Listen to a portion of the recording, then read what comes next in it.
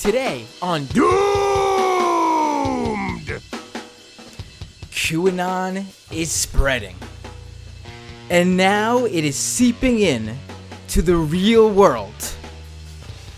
The real world of professional wrestling.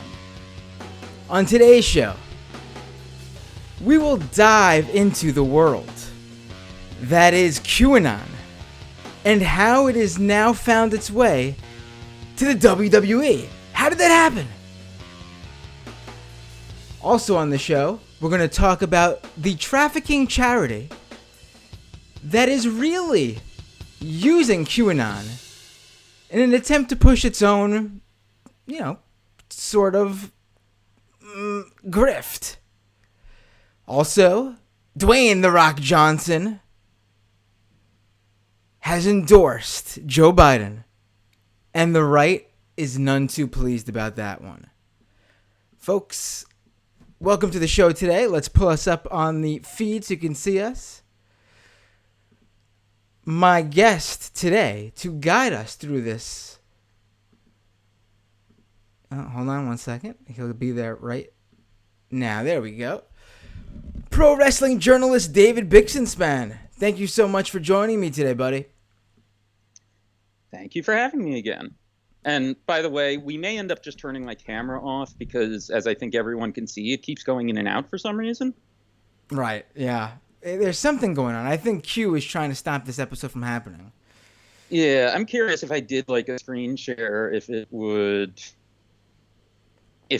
hold up, if it's the hardware. Because I think it is the hardware, because the light on the MacBook is blinking whenever that happens, which I don't think would happen if it was just a connection thing. Right. So. Right. Man, we gotta do something about the internet, David. Once we take care of all the other problems, coronavirus, Trump, the next thing, we gotta get high-speed broadband fiber optics all across this great nation. Well, I have a gigabit connection. It's just, I think this one should maybe my computer. And actually, since I just got a repair on this MacBook, actually, that means it's under warranty again. So I may need to call them about that if this continues beyond this call. Yeah, you can go ahead and shut off the video if you think that helps, because otherwise we're going to lose your sound too. Yeah, I mean, the sound's been fine the whole time, but... and then it went out we just right lost as I was saying David that. The second we started. Unbelievable. Unbelievable.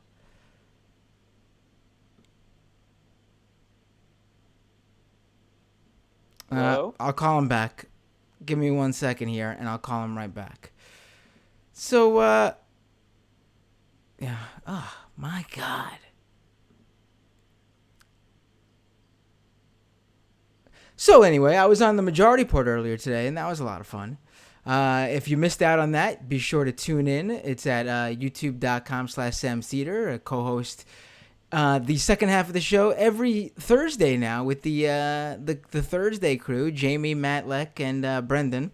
Also, doomedpod.com for the audio version of this show, and youtube.com/Matt Binder for the YouTube live stream version of the show. And patreon.com/Matt Binder to help fund this show, make this show possible, make it expand. Maybe one day I can have enough patronage coming in that I can upgrade David Bixenspan's internet myself. David, you there? My internet's fine. I think it's the physical camera I'm actually seeing now because I opened up FaceTime just to see what would happen, because it shows your camera even before you call someone, and that keeps dipping out. All right. Well, now you sound fine. So you know what? Let's keep it going. Oh my God, I got on my end now. I got the green screen screwing up. There we go. Okay, now that's much better. All right, now. Well, at least I can use my neck pillow now. Always look on the bright side, right? The neck pillow is the only reason that I haven't always been on video when I've been on. Oh, there you go. If you could pull that off, why not? You can attest to that. I've told you. That's true. All right, David. Let's finally get into this. Yes. All right. So, number one, what's going on with the WWE superstars and QAnon? Now, For anyone who doesn't know, let's start it out by setting what QAnon is. I mean, again, if you've been watching this show, you know what QAnon is at this point, and I don't know what else to tell you. However, for those tuning in for the first time, this is a pro wrestling episode a bit, so maybe someone who's a wrestling fan is tuning in and wants to know what QAnon is. So I always ask my guests first, what is your take on this? Tell me what your summary is of what QAnon is if you were telling someone for the very first time. Ooh, okay. I mean, this changed in the last few months. It did. That's right. Before, I would have gone strictly with the whole intelligence agent with top-level clearance. That's actually a clearance from the Department of Energy, but none of them realize that, because that's what Q clearance is. Posting secret coded intel drops on 8chan and then 8kun, and for some reason they believed this, including when the guy or gal or non-binary person, I guess, started saying that Trump was secretly working against the global pedophile cabal, who were pedophiles not necessarily for sexual pleasure, but to cause the kids to become scared and full of adrenaline so they can drink adrenochrome from their blood and be immortal or something. And right. Pizzagate's part of it too and all that. But go ahead. I do like that you went your summary for telling someone for the first time includes the adrenochrome. I think that's fantastic. In fact, I think you're the first person. I mean, that's obviously a part of this whole thing, but you're the first person I think I've spoken to that includes that in their QAnon summary. I like that. Really? I like that. Yes. Go ahead. Like adrenochrome's become a big part of it. Like, I was surprised that I'm the first one to say it definitely has. Even I actually don't include that in the opening because to me, I guess to summarize, you really got to just get everyone in on the fact that but you can include adrenochrome. But okay, so now how would you explain it as it's changed in recent months? I'm interested in hearing this. I would say, if giving the background, that I would explain the whole, it's rooted in a conspiracy theory that even by conspiracy theory standards is really stupid part. Like, I would absolutely explain all that first. But now there's the whole legion of people who were soft Q-pilled, so to speak. And it's more generally now kind of like a movement that against quote-unquote child trafficking that's really using...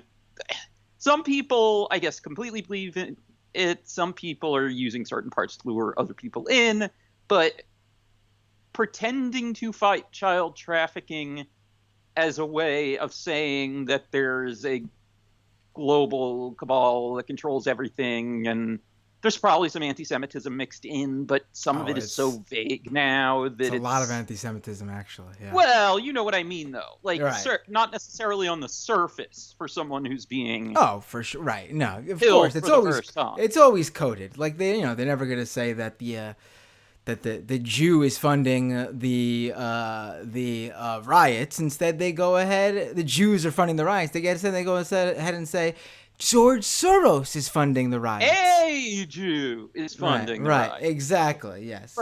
Right. So there's that, and, also, oh, God, which show was I listening to where someone pointed out that, I mean, conspiracy is kind of just the same thing as blood libel against Jews. It absolutely is. There really is very little difference. I mean, it is exactly it, right? Yes, except they've updated it, I guess, at least the language for 2020, right? Right. And a few months ago, when the soft Q-pilling stuff was only first building up, I kept getting confused, and I think I even tweeted, and this is where I really started to understand it better. Like, I don't get it. I don't get how it's a popular conspiracy theory, because, like I said, even by conspiracy theory standards, it's super dumb. Like, all of this stuff has gotten much stupider. You know what I mean? Like, do I think Tower 7 was a controlled demolition? No. Do I see why someone would start looking at conspiracy theories after they see the video of the BBC anchor saying that it fell when it was still up in the background? Sure. Right. But there's none of that here. It's just believing some random anonymous person on a forum. Right. But as it was then explained to me, that now it's more becoming this weird overarching conservative, fight the global elites, anti quote unquote child trafficking thing, it made more sense how that could entrap more people than the original version did. Not that the original version didn't get disturbingly popular, but the reason that it's exploded so much during the pandemic is the Softkey pilling and also the mixing in of the pandemic conspiracy theories. Absolutely. No, you're 100% on point there. I said early on that this was in fact, let me just drop this as I think about it. October 5th is going to be the 3-year anniversary. That's Monday, the 3-year anniversary of Donald Trump holding that big meeting at the White House with all those military leaders, and he says the now infamous line of, this is, he's asked what's going on, why has he called all these military leaders to the White House, and he simply tells reporters, this is the calm before the storm, which sets it all off. So you know what? I'm gonna do it right here, right now. I'm going to start that Monday, October 5th, hereby is known as QAnon Day. Because this is really where it all comes from. Happy QAnon Day, folks. Because we're not going to have a show on Monday, obviously. But happy QAnon Day, folks.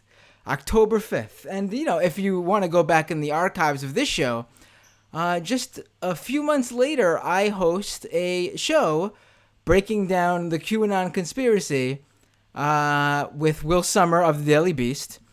And I believe, I think someone claimed this. They told me this a while back, and I don't know if it's true. I haven't been able to find out. But this show, that episode I'm talking about, it was early January 2018, almost 3 years ago. It was the first episode about QAnon on a podcast that apparently talked about it critically. Like, it wasn't from like the Q believers spreading the conspiracy. I don't know if that's true. Someone told me that was the first ever QAnon episode they could find that wasn't from a crazy conspiratorial right-winger who believed it. If that's the case, once again, I'm on the cusp of all this stuff, I did it with Gamergate, I'll do it again with QAnon. But enough about me. If I had to think about it, I think your episode is the first place I heard about it. Oh, well, thank you, David. So, I seen it change, and you're absolutely right. That's my point. I've been watching this thing for 3 years now, and I've seen it change, and I early on noted how, because of how it revived Pizzagate, it was going to become this incubator of conspiracy theories, and basically giving every single one of them, which may have not got any traction by themselves on their own, it's going to give them legs because it's all connected to this one enduring conspiracy that clearly was connecting, and that is that Donald Trump is taking on the deep state and fighting against this global satanic pedophile ring that's trafficking children all over the world, and just happens to be run by all of Donald Trump's political nemesis. The Hollywood elite, the Democratic Party. Just interesting how that works out, right? But yeah, and then of course we forgot an important part. What's that? Many of these people, especially the ones in Hollywood, have been secretly arrested, possibly indicted, possibly tried, possibly convicted, possibly executed. Right, of course. Secretly. A lot of people are now dead, actually. We just don't know it because they've been cloned. And their clones are out there pretending to be them. Right. Yeah, you know how it works. Yes, if you want more on this, make sure to subscribe to Chief Police's Patreon. And we are actually going to... Whose Patreon? Wait, you don't know about Chief Police? Chief Police? No. Oh my god. How have you, of all people, not heard of Chief Police? Okay, I gotta look this up now to give you a better... Chief Police is this guy who's had a bunch of Twitter accounts that keep getting pulled down or something for Q rule violations or something. And claims to be some kind of chief of police with super secret sources that has a Patreon that only has a $5 a month tier with 1,209 patrons. Oh wait, okay. I've seen this guy's avatar before for sure. Yes. I just didn't hear him as the chief, I guess. Yes, I've definitely come across this guy. I'm looking at his all these QAnon names just literally just roll into one to me sometimes. Anyway, I mean, as Q grifts go, it's a clever one though, because if they're people who are really in deep to the full level Q pilling, of course they're going to believe some random dude on Patreon is a chief of police with high level federal sources. Right. And he posts all of these lists of people who've been secretly executed and all that, and he says they're copyrighted, and if you share the list, he's going to block you on his Patreon and stuff like that. Right. Well, we're going to get to that, actually, very shortly, because you might have heard, but Dwayne "The Rock" Johnson has endorsed Joe Biden. And I don't know if you knew this, David. I would be surprised if you didn't, as the premier pro wrestling journalist, I believe, in the world, if not at least the country. Dwayne "The Rock" Johnson's actually been cloned, and we're seeing his clone endorse Joe Biden. I don't know what happened to the real Dwayne "The Rock" Johnson, whether he's in jail or he's been executed. I haven't got the communique yet from the Q. I think he has been executed, apparently. All right. Well, I'm surprised because he seems like someone who could have fought back against the executioners. But I guess even Dwayne "The Rock" Johnson's no match for Q. Anyway. Oh, come on. I always kind of figured he was a kind of all show, no go. But let's get to that in a minute. First, I want to talk about your piece. And for Vice, yeah. For Vice, yes. And this piece looks into how QAnon has spread to the professional wrestling world. Now, we just spoke about how it blew up during the coronavirus pandemic. And, all these sorts of regular, non-political people are now all of a sudden believing that President Trump is actually saving children from a global satanic pedophile ring. It's really hit like the wellness and like Instagram health communities really hard. A lot of like middle-aged or Midwestern white moms believe this stuff. It's getting out of hand. Yes. And it's concerning for sure. But how did it get into pro wrestling? Now, I know a lot of people are going to be like, oh, pro wrestling, because pro wrestling has the stigma of fans being not so smart or dumb or whatever. It's not true. Pro wrestling has changed a lot over the years, as you can see from basically it becoming sort of a cool, like, hipster type thing for people, the cool kids to be into.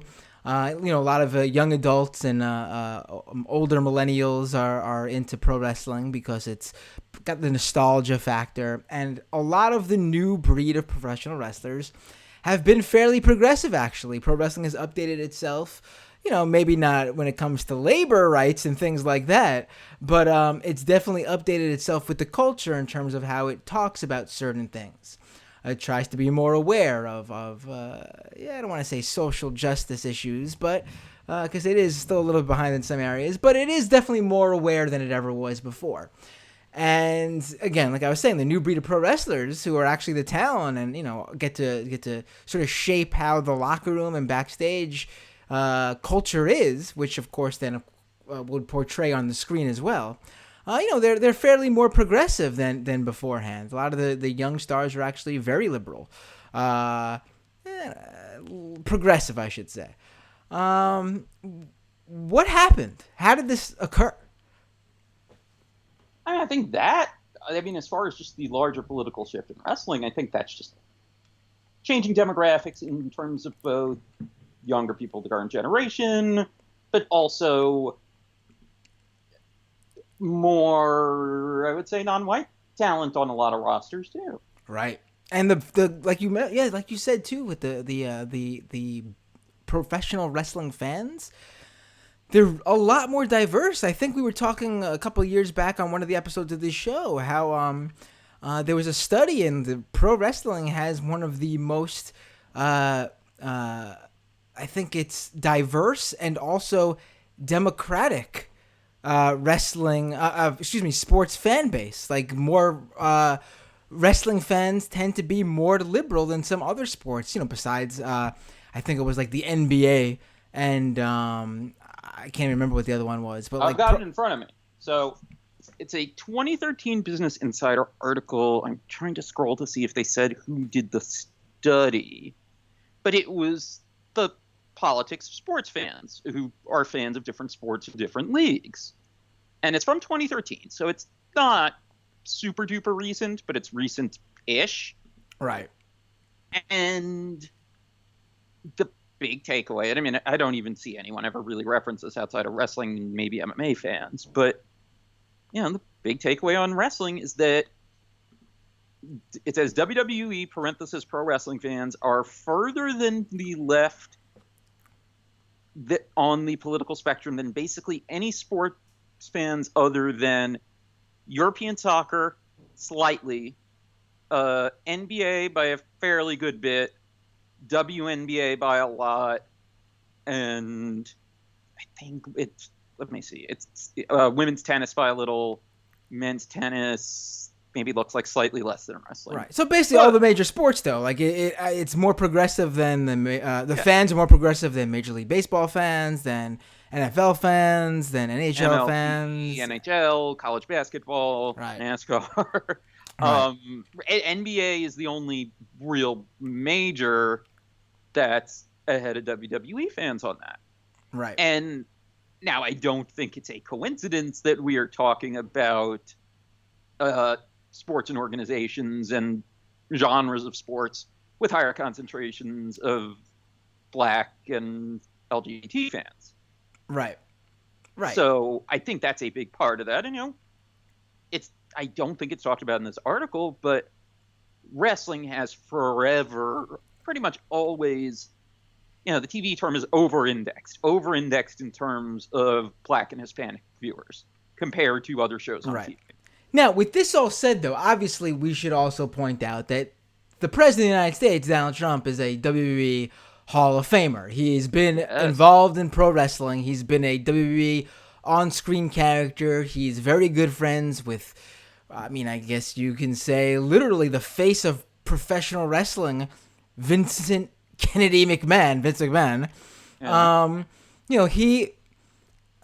When Donald Trump became president, I said you could explain a lot of the dynamic here with pro wrestling. I mean, he acts like he is a pro wrestling character, always cutting promos, always trying to put on a show. He isn't smart. He's not strategic. But one thing that he was blessed with at birth, because you can't teach this, is Trump just has a natural charisma that a certain portion of this country connects with. And, that's something that they say a lot of successful pro wrestlers have. The Rock has a natural charisma. You can't teach someone that. And that's why he's one of the biggest wrestling stars in the world. One of the biggest stars, period, in the world.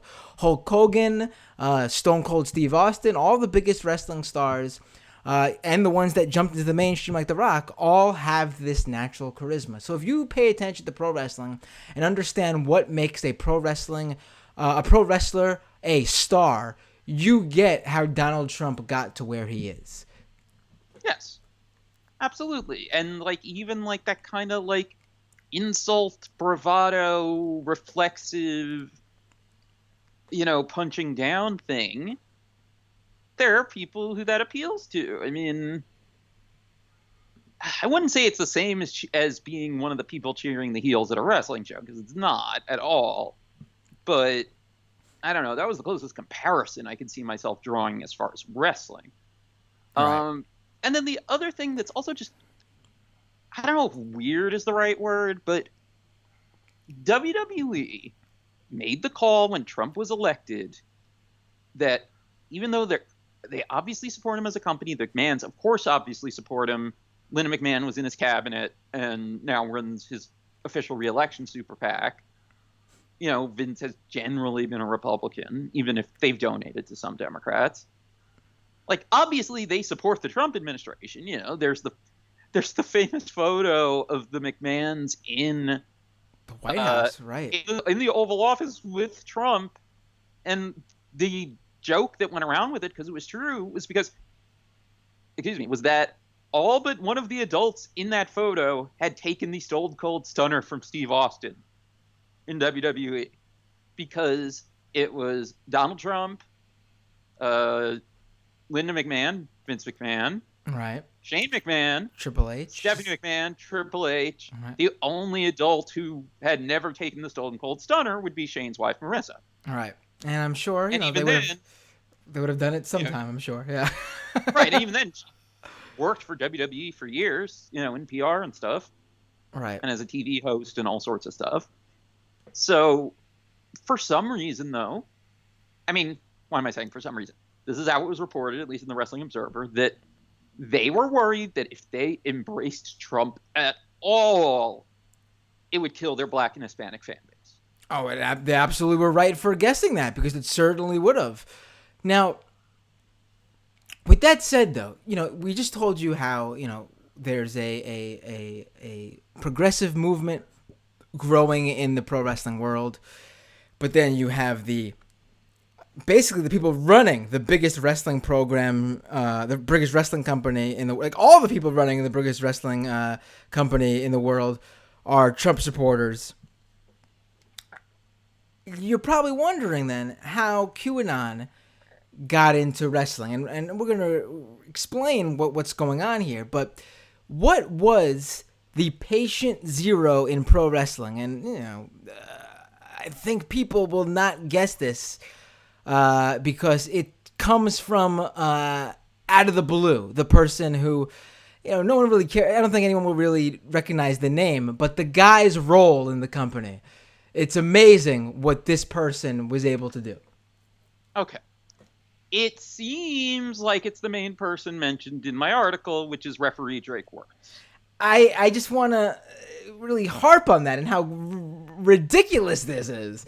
We have all these major people in this industry, and then of course you have the political minds that are Trump supporters. You think, maybe Triple H or Shane McMahon or even Vince himself fell onto Q and were like, oh, let's tell people about it, or even work it into a pro wrestling gimmick or whatever. But no, the guy who ends up bringing QAnon into the WWE is a freaking referee. Just unbelievable to me. Yes. Although we should point out, too, that as we speak, one of the top storylines on Monday Night Raw involves an evil Antifa super soldier stable. Right, and it's very poorly done, too, at that. So, yes. So bad. But we can get into that later. Let's stick with the QAnon. Yes. But, so tell us more about this guy. Referee Drake, what's his name? Wuertz. All right, Drake Wuertz. Tell us about him. So he had been an indie wrestler for years. Used the name Drake Younger. And he was mainly known for doing, kind of slice and dice, bloody death match type stuff. The type of stuff that guys like Nick Gage. For people who saw the video from a couple years ago of David Arquette getting glass broken on him against Nick Gage, that's kind of deathmatch wrestling. And he was fairly good at it, and probably best known for a match he did in Germany with a fellow by the name of Thumbtack Jack that was called the Saw Death Match, and you can find this on Daily Motion, because they were trying to base it on the first Saw movie, and Thumbtack Jack would call out references to the traps in the movie. So, anyway, that's Drake Younger.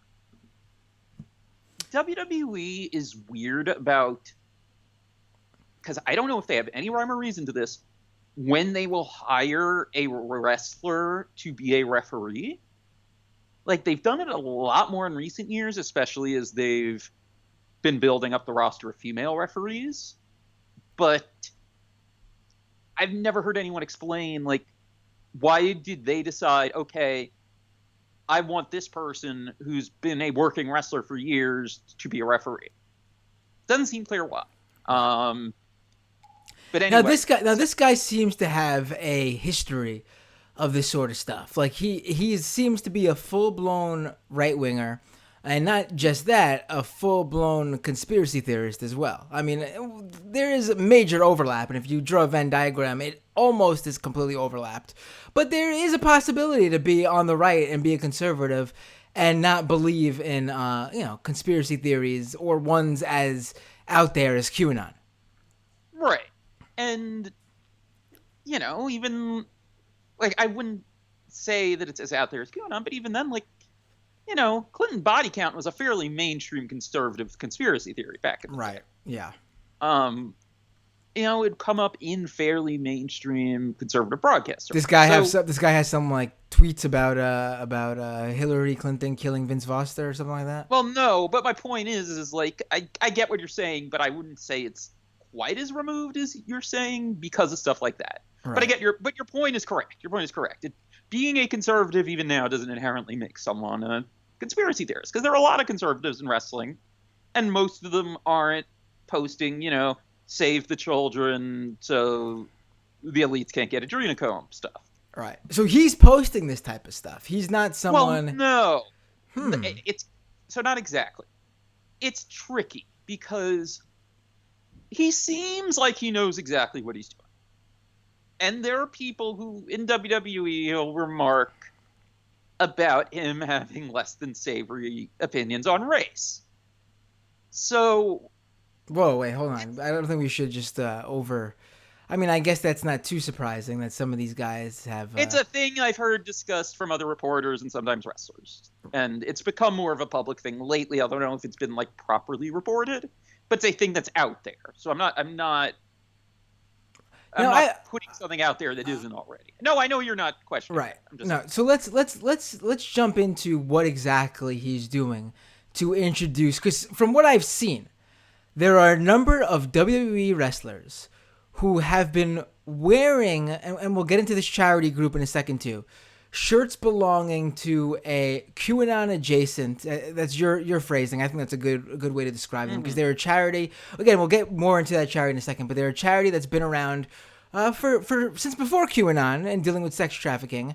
But unlike every other legitimate sex trafficking charity that's denounced QAnon as hurtful to their work, this is the one charity that has embraced QAnon and has gone full bore with it and basically uses it to promote their own shit.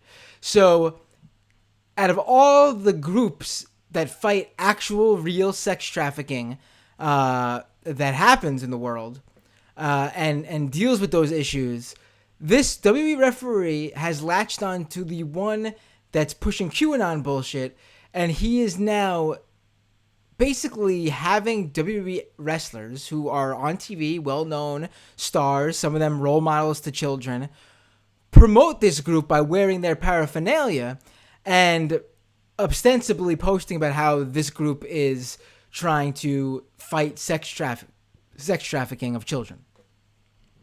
More or less, yeah. Like, generally, he has not posted stuff that would be like explicit Q. But he has posted stuff that certainly makes you think he knows what he's doing. Like, trying to find where I uploaded it now, because I didn't end up putting in the article that he did a share in at least one Instagram story that was, I think it was a screenshot of someone else's post and not just a share of the post. Well, yeah, I guess if it's in Instagram story, it would have to be. And it was someone, I don't know if they were a prominent Q influencer or anything, but talked about saving the children, but had like hashtag satanic in there. Really? And, yeah, so... Now that takes it a bit further than some of the other stuff, you know what I mean? Yeah, I'm trying to find it right now, because the phrase satanic pedophiles is not used, but it's implied. Okay, so let me click. This is because I have this on Imager, even if it didn't make it in the article. I'm trying to remember when it was from, too. Come on, is this loading? But, okay, if this works in a second, I'll read from it, but you get the idea. Right. So and there may be more stuff in stories that just I don't know about because those disappear in a bit.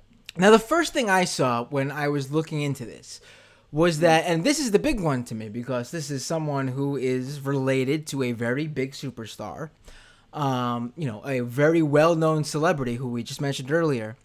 So basically, The Rock's cousin, Nia Jax, posted a photo on Instagram, and I believe she must have, hundreds of thousands of followers, wearing this QAnon-friendly charity shirt and, talking about this group.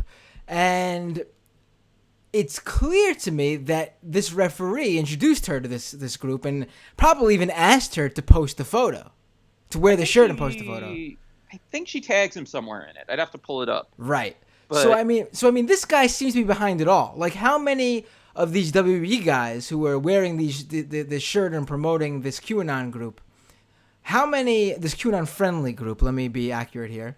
How many of these guys actually believe in it or know what they're even pushing to begin with? And how much of this is just one guy pulling everybody's strings here? It seems like it's mostly that he's the main one that knows what's going on. And real quick, okay, I got it to load in Chrome. It wasn't in whatchamacallit, in Safari for some reason. So it was posted, I think, within the last several weeks. Again, it's stories, so there's no date stamp in it when you take the screenshot. But he shared with the caption, "Makes me sick," a screenshot of an Instagram post from someone using the name Eddie Penny, Eddie.Penney. I don't know if he's a known Q influencer or anything. Mm-hmm. And it's all caps, "While Democrats placed protecting sexual predators over protecting our children, ...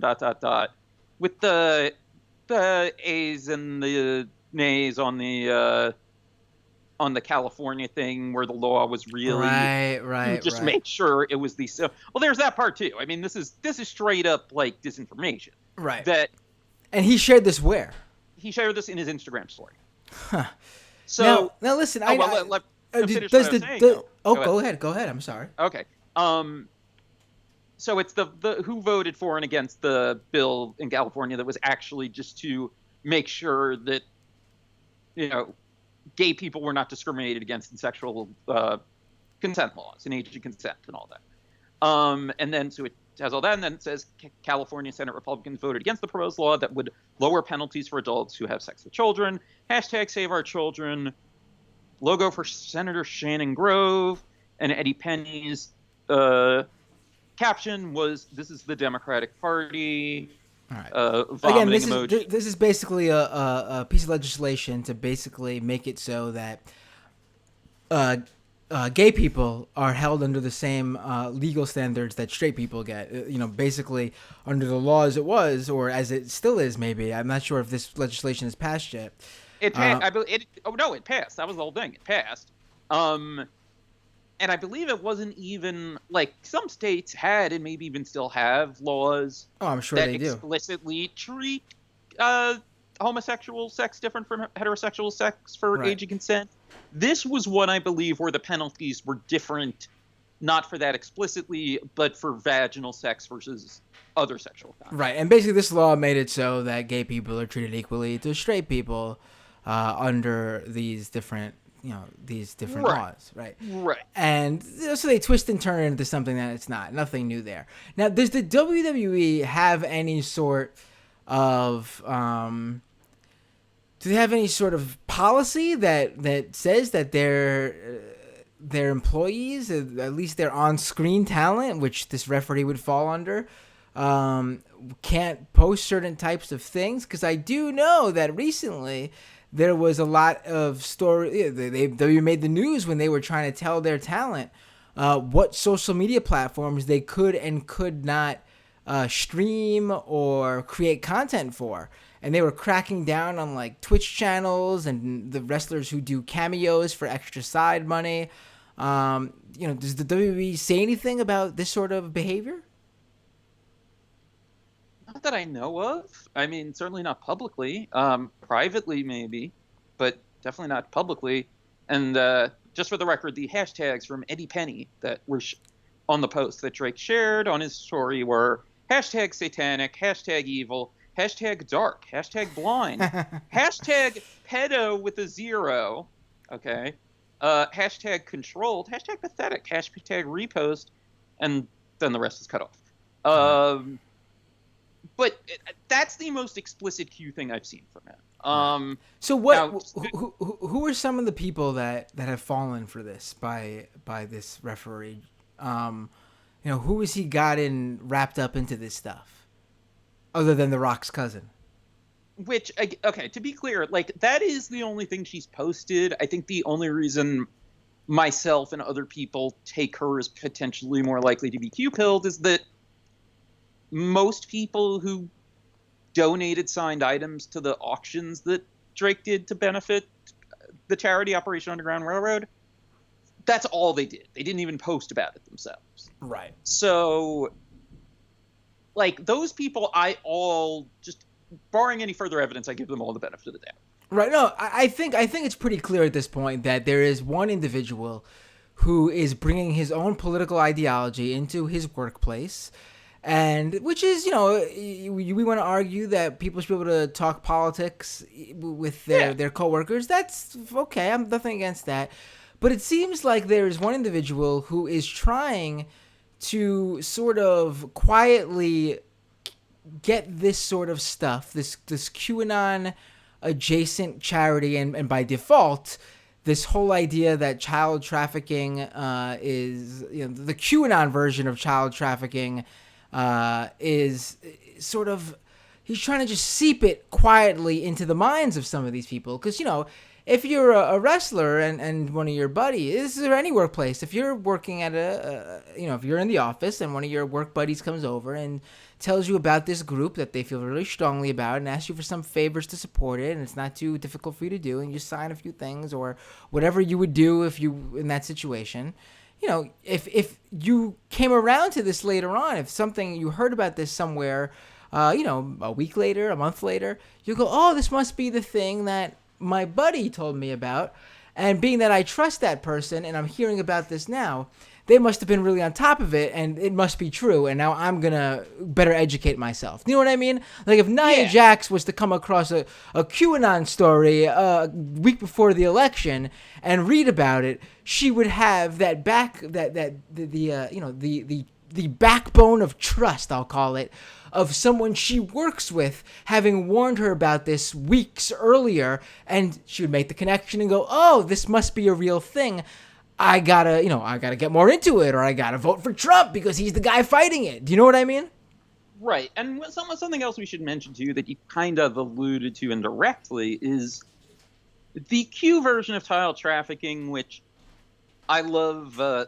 The nickname that Michael Hobbs from HuffPost and You're Wrong About has for it is the Liam Neeson version of human trafficking. Right. From Taken. And that, barely happens. The numbers that we see of hundreds of thousands a year or whatever is from flawed studies, some of which have even just been retracted, that extrapolated trafficking from just missing kids. Right. And, so many of which are runaways, etc. Or they also include stuff as trafficking that doesn't actually fit into what most people think. Right. I think you're really good for bringing this up because it's an important point and it's a perfect segue into this group because I do want to talk about them a little bit more. This charity group. Now, it is important. I mean, we haven't even gotten into what's in the article yet, so we better. Right. So this, you might have to stick around for the second half if you don't mind, and we'll talk about the Rock Biden stuff. What was I going to say? All right. So these trafficking numbers that Q put out, that the QAnon people put out there, these are numbers that basically count, domestic disputes, like parental disputes, where like custodial disputes, where like if a mother or father who's not supposed to have a child a certain weekend takes the kid for that weekend. I mean, they're a mix of that would be considered a missing child. Runaways would be considered missing. And then with trafficking, someone who does survival sex is considered trafficked. Right. You don't have to be a teen who gets stolen from your family and sold into sex slavery to be considered a number in trafficking. Your number, if you yourself run away from home and you alone choose to sell yourself for sex. Sell your body for money. That would be considered trafficking, even though you yourself are deciding to do it, but you're an underage adult, underage kid. Excuse me, you're not an adult. It is important to understand those numbers when you hear them, because the actual numbers of the children who get stolen and sold into sex trafficking rings and shipped all over the world, while that does exist, those numbers are not the hundreds of thousands you hear from the QAnon people. Right. I think the number that Michael Hobbs has been giving has been like something like 115 cases a year. Right. So let's now jump into this article and let's get to this charity, because I'm sure people are wondering. Operation Underground Railroad. Let's hit this charity up. Tell us about it, because I was reading about what you were writing, and I had heard of them before, and I was sort of unclear of how close they were to QAnon, and I think your description as QAnon adjacent, is spot on. But let's explain it a little bit more for us. Okay, so they started about 6-7 years ago by a guy named Tim Ballard, who's a former Department of Homeland Security agent who claims to have worked on trafficking cases there, which, I don't think there's necessarily a reason to not take him at face value on that part. And it's existed for several years. I had not heard of it until recently. It seems like it was generally considered fairly legitimate. Their main thing as far as anti-child trafficking is providing support, I guess, financial and infrastructure and training-wise, to law enforcement agencies all over the world as far as training for trafficking cases. And, the fundraiser we'll get to that's kind of at the center of my article is to help spend money for training canine officers that can smell storage media, so CDs, DVDs, thumb drives, hard drives, etc., that might be hidden. And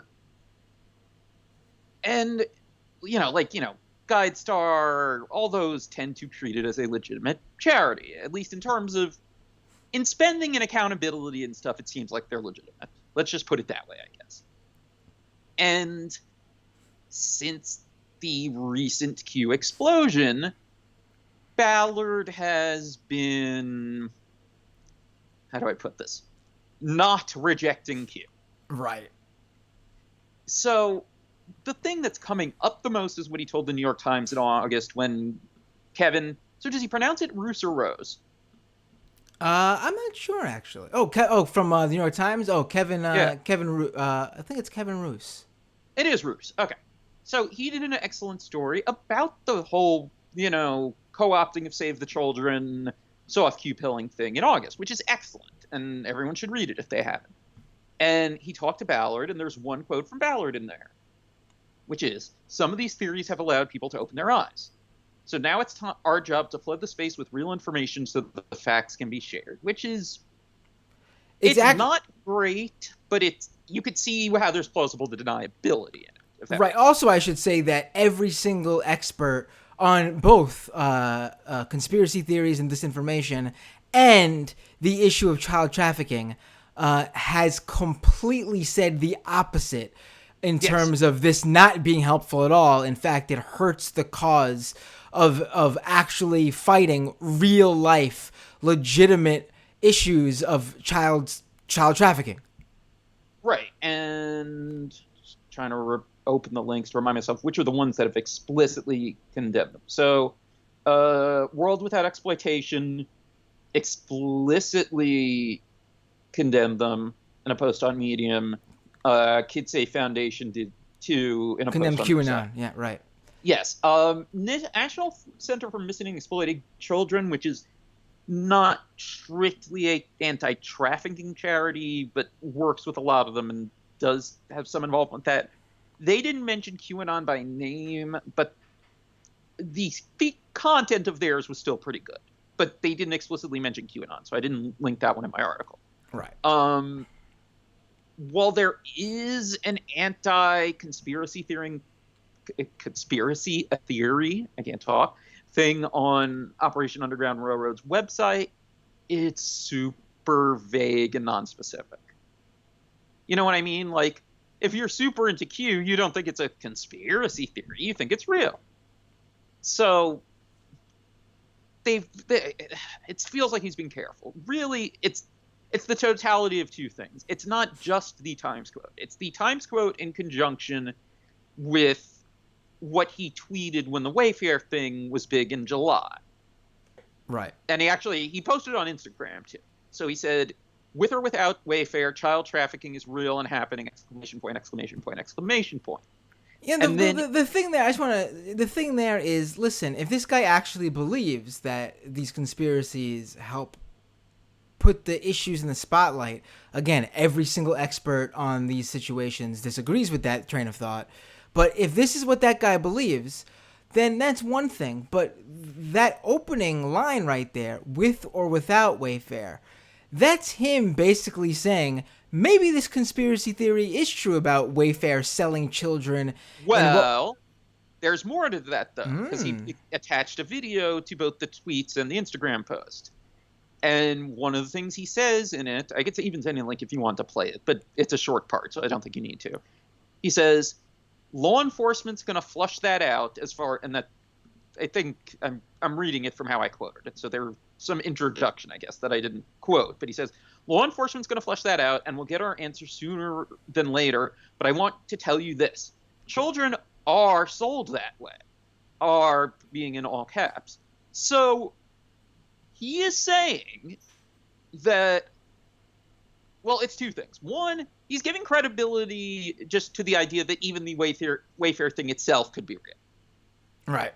But he's also saying, even if it's not, children are sold on regular internet marketplaces using coded language, possibly shipped in industrial containers. Right. Right. It's, it is. And that is pretty explicitly Q. I feel it is very much QAnon. I mean, they were the ones really pushing that Wayfarer conspiracy, and that was one that came in. I feel like it came and went. It had its spotlight. It really went really viral, and then as soon as there was no ability to prove it because it's the most ridiculous thing you've ever heard in your life, and it's not happening. It sort of just dropped. I guess they dropped it because they realized how silly it would look to even to anyone who wasn't so black-pilled by QAnon. But it is right. You know what I think really killed it? Because for those who thankfully missed that whole thing, it was based on that, so they were expensive cabinets. There were some other things too, certain pillows, which I'll get to in a second. But they were industrial cabinets that apparently were accurately priced. But I guess as a model number or something different, they had different names that were, I don't want to say obscure, but I would say relatively uncommon first names. And a lot of them seem to be there seemed to be a racist component too, because either in the naming or even in how they decided this was child trafficking. Because it seemed like a lot of the names were African inspired. You know what I mean? Right. Right. So I don't know exactly if that consciously played into it or not, but they started looking up the name and just seeing that they matched missing children somehow. But what I think really killed it was, I remember there was one scenario where they matched it up to some child, the name of some missing child who was on some sort of list somewhere online. And a news station either found her or she contacted them and said, hey, I'm not missing. This is an old list from when I was staying Yes, that's what I was getting at. Right. I think that's what killed it, was that I think she actually posted online where she was like, this isn't exact, but it was something like this. I ran away from home for a day. I'm not missing. Leave me the fuck alone. Right. So I think that was what led to it being killed. But it got so much traction for something where there was clearly nothing. And the pillow thing, for what it's worth, the stuff that was not accurately priced, because that was the other thing, they had ridiculously high prices, that was explained very simply by a lot of people, which is that Wayfair penalizes you if you have stuff out of stock. So instead of putting it out of stock, these sellers use scripts that just raise the price to something that no one would ever spend. Right. So that's that. Now, when I reached out to Operation Underground Railroad spokesperson for comment, so there were two things. One was that they said they're, quote, not affiliated with the group QAnon in any way, shape, or form, and to date we have no interaction with them, which is, it's not an organized group. It's like saying you have no affiliation with Antifa. For better or worse, right. That doesn't mean anything, even if they're very different groups. Now, she also included a quote from Ballard, which from Googling appeared to have been never published anywhere before, even though she didn't act like she was giving it to me exclusively. It was very weird. So either he never said it before and it was sent specifically to me, or they had it ready for if they got asked about Wayfarer, or he said it in a video that hasn't been transcribed anywhere. But basically what it did was soften the stuff he said in July a little bit. So he said, quote, I don't believe there is any evidence when it comes to the recent Wayfarer discussion. Excuse me. That theory has been debunked. But then he hedged on whether or not something like that was possible. Right, of Quote, course. I can tell you from 17 years of experience that absolutely children are being bought and sold online, either through social media platforms or various websites. It is happening. It's a very real thing that people need to be aware of. Now, I sent questions back. Why haven't they explicitly condemned QAnon the way that other groups have, like the ones I mentioned earlier. And one was also like, what does he mean by sold online, though? Because, like, for example, like, I would think that the people who are actually doing child trafficking probably use cryptocurrency. Right. Does that count as being sold online? So they didn't answer that. They eventually heard back from, like, their outside flack, because she had a few days off, and thought I sent him stuff for comment, like, 4 or 5 days later than I really did, and asked if we could talk, and I was like, on the record? Because it ended up being after the article came out, and he was like, no, off the record. So I was like, actually, no, I didn't reply. I just left it alone and talked my head. So anyway, they either believe in Q or they've boneheadedly decided, and when I say they, it's probably mostly Ballard, that it is a help to their movement. Right.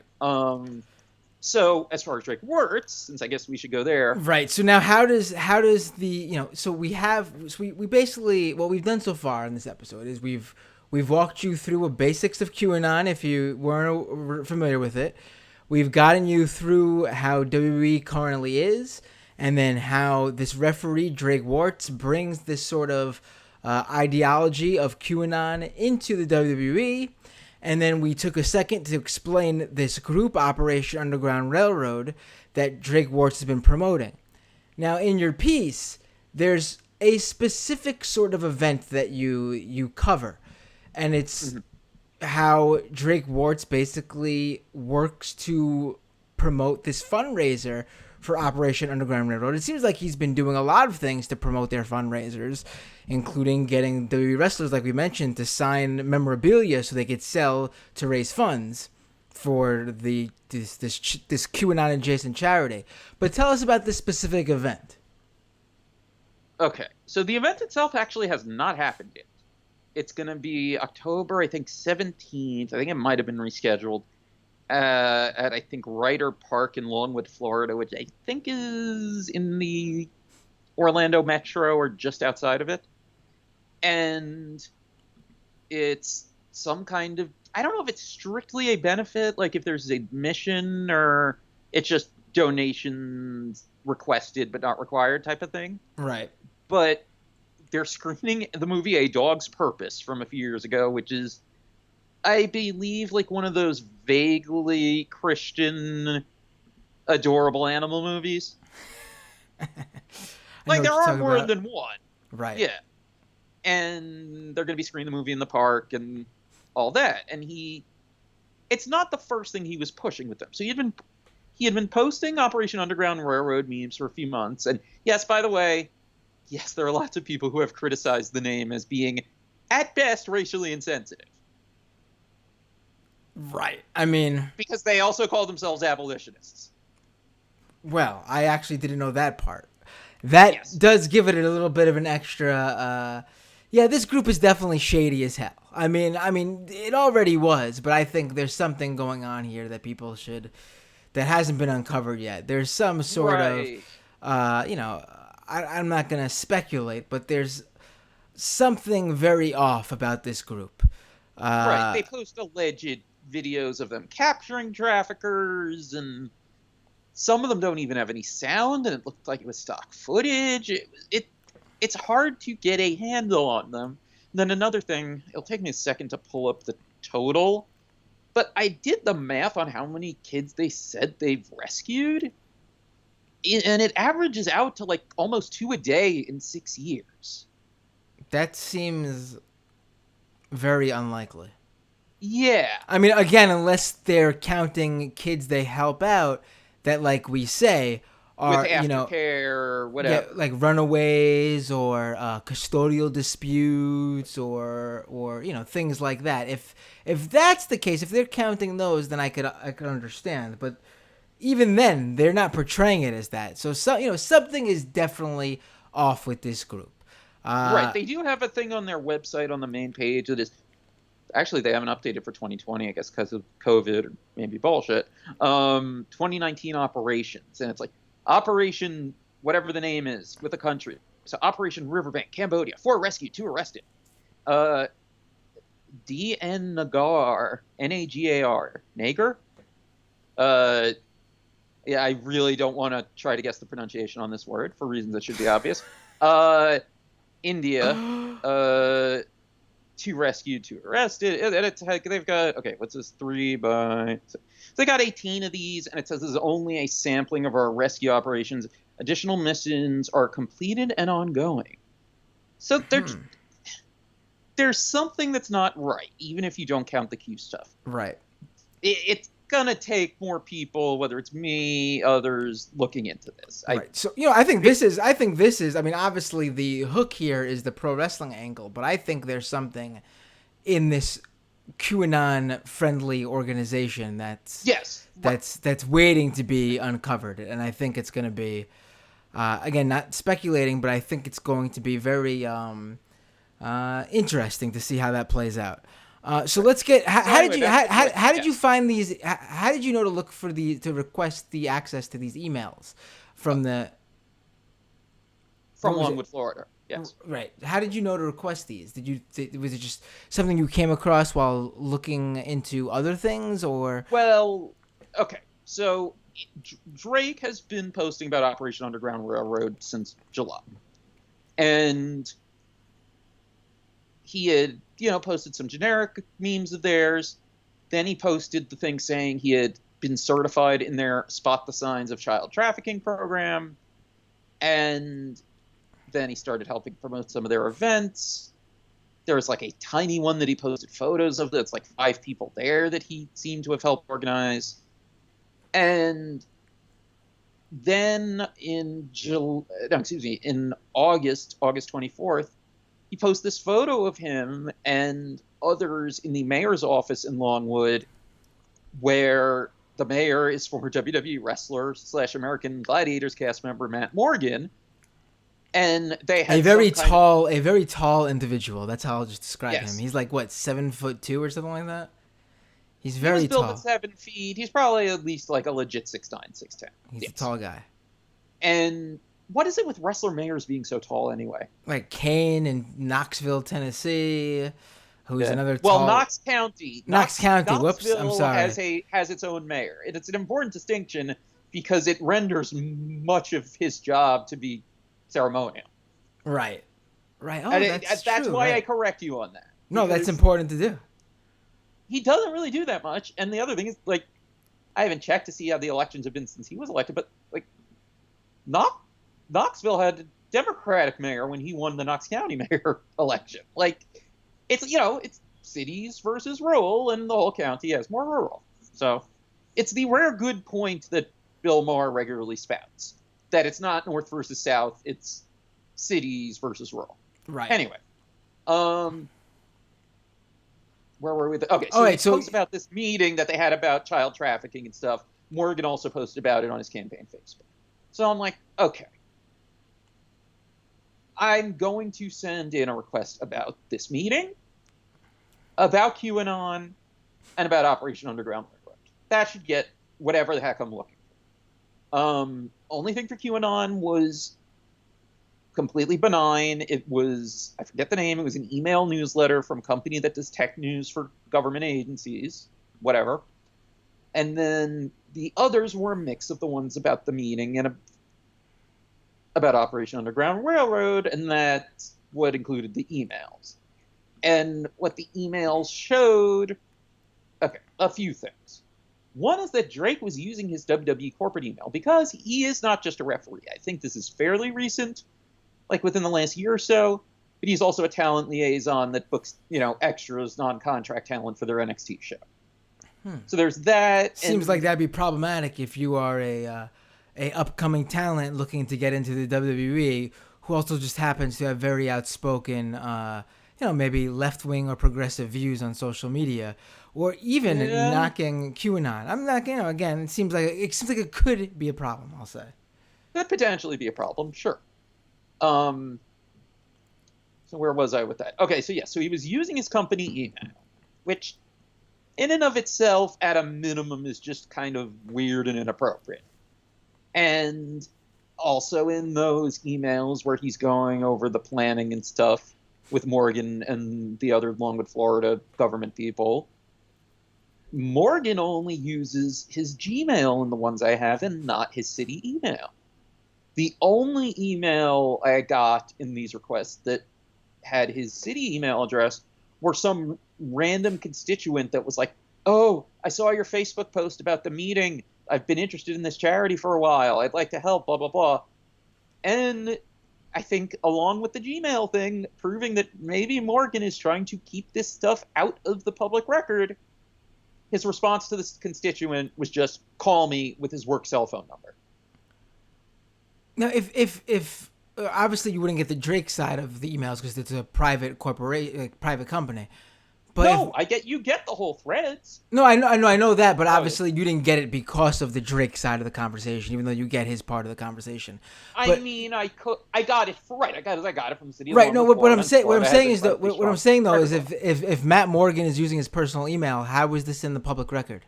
Because one of the other city employees was in the email thread. Okay, got it. That's where I was a little bit confused as to how it would be in the public record, because obviously the referee's emails wouldn't be in the public record unless he was in contact with someone who would be in the public record. Right. That's what I was getting at, right.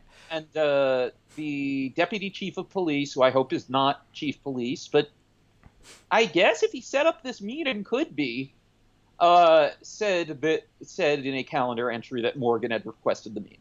So they were probably chatting privately. Who knows exactly how this got set up. And they do this meeting, and so the email show Wirtz using the corporate email, Morgan mainly using the private Gmail, and Wirtz has this habit of, he is a volunteer for Operation Underground Railroad. In these emails sent from his WWE email, he's referring to them as, to Operation Underground Railroad, I should say, as we and us. And to make matters thornier, also says he'll try to round up WWE wrestlers to make appearances at the movie night. So he is explicitly using his position in the company on company time to promote this Q-adjacent charity to his former wrestler friend, who's also the mayor of a fairly affluent town in Florida.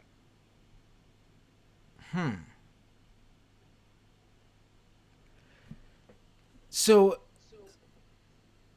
with these, this is something that's so bizarre to me, that basically you have a public official and an employee at the World Wrestling Entertainment, a very president, run by people who are good buddies with President Trump, are basically coming together to promote this right-wing conspiracy.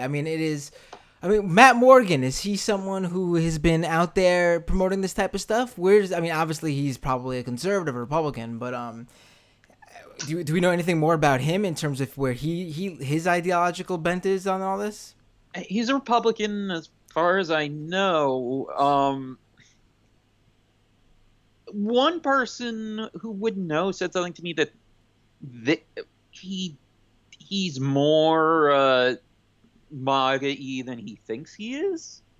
Was the way they put it.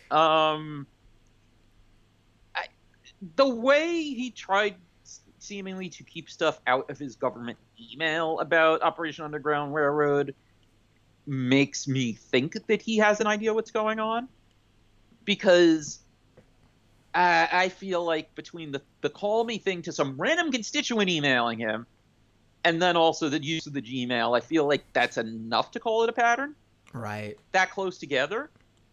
So my gut is that he probably knows what's up, but it's not as conclusive. Like Drake is the only one you can be fairly sure. Bobby Fish, who was one of the people who donated for the auctions, he's the only one that donated. Right. Yes, he's the only one that donated anything that had been posting other stuff about Operation Underground Railroad and Save the Children. So I feel like he potentially may also have an idea what's going on, but the others, I more or less give them benefit of the doubt. Except maybe Pat McAfee, who's the latest he posted about since he's worked for Barstool. Right, a former NFL player, right? Yes. He donated an autographed helmet, which, by the way, maybe that's the next thing to look into too. How it's seeping into other professional sports. Yeah. I mean, well, by the way, I need to point out Kareem Zidane did an excellent story for Bloody Elbow that he's going to be updating regularly. He says about MMA fighters that are conspiracy theorists and what they believe in, what they've posted, etc. There's a huge MMA might be the most MMA, especially UFC athletes, are probably the most extremely far right in all of sports. It is the most open about it, too. Right, and it is so bizarre to see how the culture there has basically promoted these type of people, because we're talking straight up. I mean, look at Joe Rogan. I mean, there you go. I mean, you don't really need to look too far as to why everybody in that MMA world thinks it's A-okay to act this way and believe these things. I mean, that's part of it. That's not all of it. I think a lot of it is just how many like rural Midwestern like high school and collegiate wrestlers there are. Right. I think it's that you are drawing from a different, at least for the American athletes, I think to some degree you're drawing from a much different base than you are with the major sports leagues. Right. Because of stuff like that. I mean, it's changing, but I mean, one of the things about MMA too is that and is at times, much less lately, but it has been a very white sport at times. Right. And there was definitely a contingent of racist fans who found themselves drawn to MMA because they felt like exciting white guys were winning in combat sports again. Right. So, David, do you think that the WWE is going to tell this referee Drake Warch to cut this shit out? Because I've looked at a lot of these different Instagram posts where he's, like the Nia Jax one, for example, where he has a wrestler wearing something or whatever, and it does get full of comments from people saying, "Why are you promoting this QAnon stuff?" And he never replies to them, right? I do need to add this. Forgot to mention this. With Nia Jax, the other reason that myself and others think that she does have an idea of what's going on is that people started to let her know what was up in the comments, and she limited the comments. Right. Well, I don't know about who knows what she thinks. Who knows what some of these celebrities think. But it was after the fact right. of people saying, "Hey, as a warning." They could just think they're being brigaded or something. But no, I agree with you too that it does add extra question to that whole situation. But do you think they're gonna tell him to knock this off? I mean, the fact that he's using company email too to do this and basically acting as a representative of the company, like I would never I mean, I do multiple different things, and I always use my personal email, the company email that my employers, only for work directly related to what I do for a living. You know, I'm sure the same is for you too. Yeah. The little I've heard about any kind of reaction internally, and this isn't solid, but I guess people telling me that if he does get in trouble, that would be the reason. I mean, it seems like a pretty big reason, because I'm sure he's been working and networking as a, maybe not explicitly saying it, but having the WWE email, you're coming across as a representative from this company, and it does add an extra layer of legitimacy to whatever organization or event you're promoting when you're trying to raise funds or whatever. Do you know what I mean? Yeah, exactly. And again, they've tried to, in a strictly optics way, stay away from, Republican extremist stuff. All right. And like I said earlier, like, in real life, they're obviously supporting Trump and stuff, but like, they're very careful about how things look on the surface. Right. And for what it's worth, I was pulling up Bobby Fish's Instagram. He has a post that, when is this from? So 7 weeks ago. So this is, come on, Instagram, do the thing where you hover over that little date stamp and tell me what date. Okay, this is from August 13th. He shared an image that was posted by another conservative WWE wrestler, Jackson Riker, who basically disappeared from TV when he kept posting very specific pro-Trump stuff at the exact wrong moments, like I remember when this guy. the protests were at their hottest and stuff. Right, yeah. He's posting like anti-Black Lives Matter stuff right when like the George Floyd protests kicked off at the end of May. Right, this guy was something else.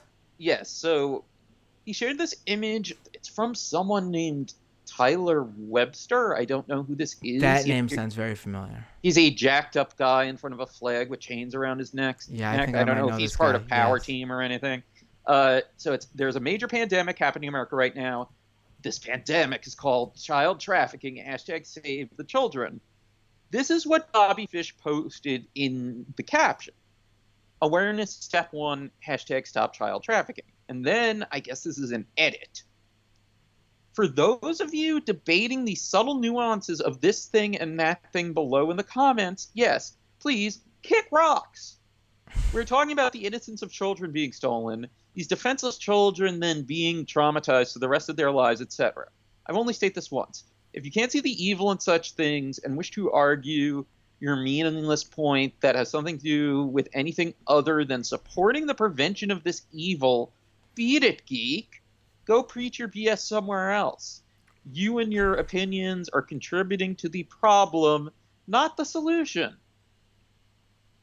Right. I mean, that's why they focus on this child trafficking. That's why they've picked child trafficking as their issue. Right, because you can ad hominem the hell out of anyone you're arguing. Right, and you already see it. What's the conservative, the right's favorite slur now? Their favorite word to cast you as in any sort of argument online is just call your enemy a pedophile. That's it. Yes. And I can give you you win. Wrestling related example of that too. Oh, let's hear this. Eric Bischoff, best known for running WCW during its peak in the mid to late 90s. He is very far right. I know about. Yes. He's fairly unabashed about it, although there are areas where he'll surprise you. Like, he's friends with Scott Baio from TV production stuff, or at least was, and would call him on his shit sometimes on Twitter. So it's like, his politics are shitty, but I guess could be much worse. Bischoff seems like one of those sort of, old school, not like, not the I only care about taxes type Republican, but more the old school, like early Obama years, like right before the Tea Party, not because he's not really a Tea Party guy, but, one of those like sort of, the biker type Republican. You know what I'm talking about? Because this is the guy who loves motorcycles so much that he would force the WCW to hold a free pay-per-view in Sturgis so he could attend the rally while simultaneously losing his company money. No, that's not exactly the story. I mean, it's kind of part of the story, but Zane It's Bresloff, who was behind a lot of the event promotions, liked doing unique shows, all even if right. they didn't All have right. a live Well, let's gate. not get too So, much into that in this episode. yeah, But no, I yeah, don't want to get into the weeds. But yeah. so, Bishop seems like one of those guys, like the Harley Davidson Republican. yeah, I think that's a fair way to put it. So, fairly far to the right publicly, but not so far enough that you think he's completely lost his mind, I Right. guess. If he's racist, he hides some of it or whatever. Right. Okay. He 20 years ago, more than 20 years ago, because it was early 2000, he was coming back into WCW and he was doing interviews. And this isn't the exact quote, I'd have to look it up, but he says something to the effect of, when someone brings up Bruce Mitchell from Pro Wrestling Torch, he says something like, yeah, Bruce Mitchell, who by the way is a columnist, not a reporter, so it's kind of weird to shit on someone just for their opinions anyway, but he says something to the effect of, oh yeah, Bruce Mitchell, I hear he went to the Jim Thompson School of Wrestling Journalism. I hear there are a lot of like very similar hobbies, if you catch my drift. Very similar hobbies, if you catch my drift, I believe is verbatim. Jim Thompson, better known as M.L. Curley, get it, of the Detroit News as their wrestling columnist and hotline host, had recently been arrested, if not convicted, for child molestation and revealed in the process that he had a PDA. Well, okay, actually, people won't know what that is now. An electronic organizer pre-smartphone that had the name of 3,000 underage boys in it. So he was pretty much calling Bruce a pedophile. To make matters worse, Bruce is an elementary school teacher by day. Right. Bruce sued him, got a healthy settlement from him and WCW. Wow. So almost 20 years later, when Bischoff started to go all in on anti-Dave Meltzer, the Wrestling Observer shtick on his podcast, once I forget the exact wording, he said something about Meltzer. He either said he looks like he should be on a list where he's not allowed to be near kids or near a school, something like that. So this is someone who, going back years and years before this was a preferred conservative slur, was using it as his preferred slur for journalists. Right. So, I suspect that if we really looked, we could find a lot more of pedophile being used as a slur by conservatives going back years. Right. But it's definitely taken off as, there's been a huge plethora of it ever since QAnon. Absolutely, yeah. Right. And by the way, too, we mentioned UFC a little. They've taken the exact opposite optic stance of WWE, where they've completely embraced Trump publicly. Oh, of course. They've done Dana, whatever his name is, Dana White yes. was speaker for the RNC two Republican National Conventions in a row. Vince McMahon is smart enough to stay away from that. Right. They did, as part of their UFC anniversary documentary series, they did basically a Trump propaganda piece.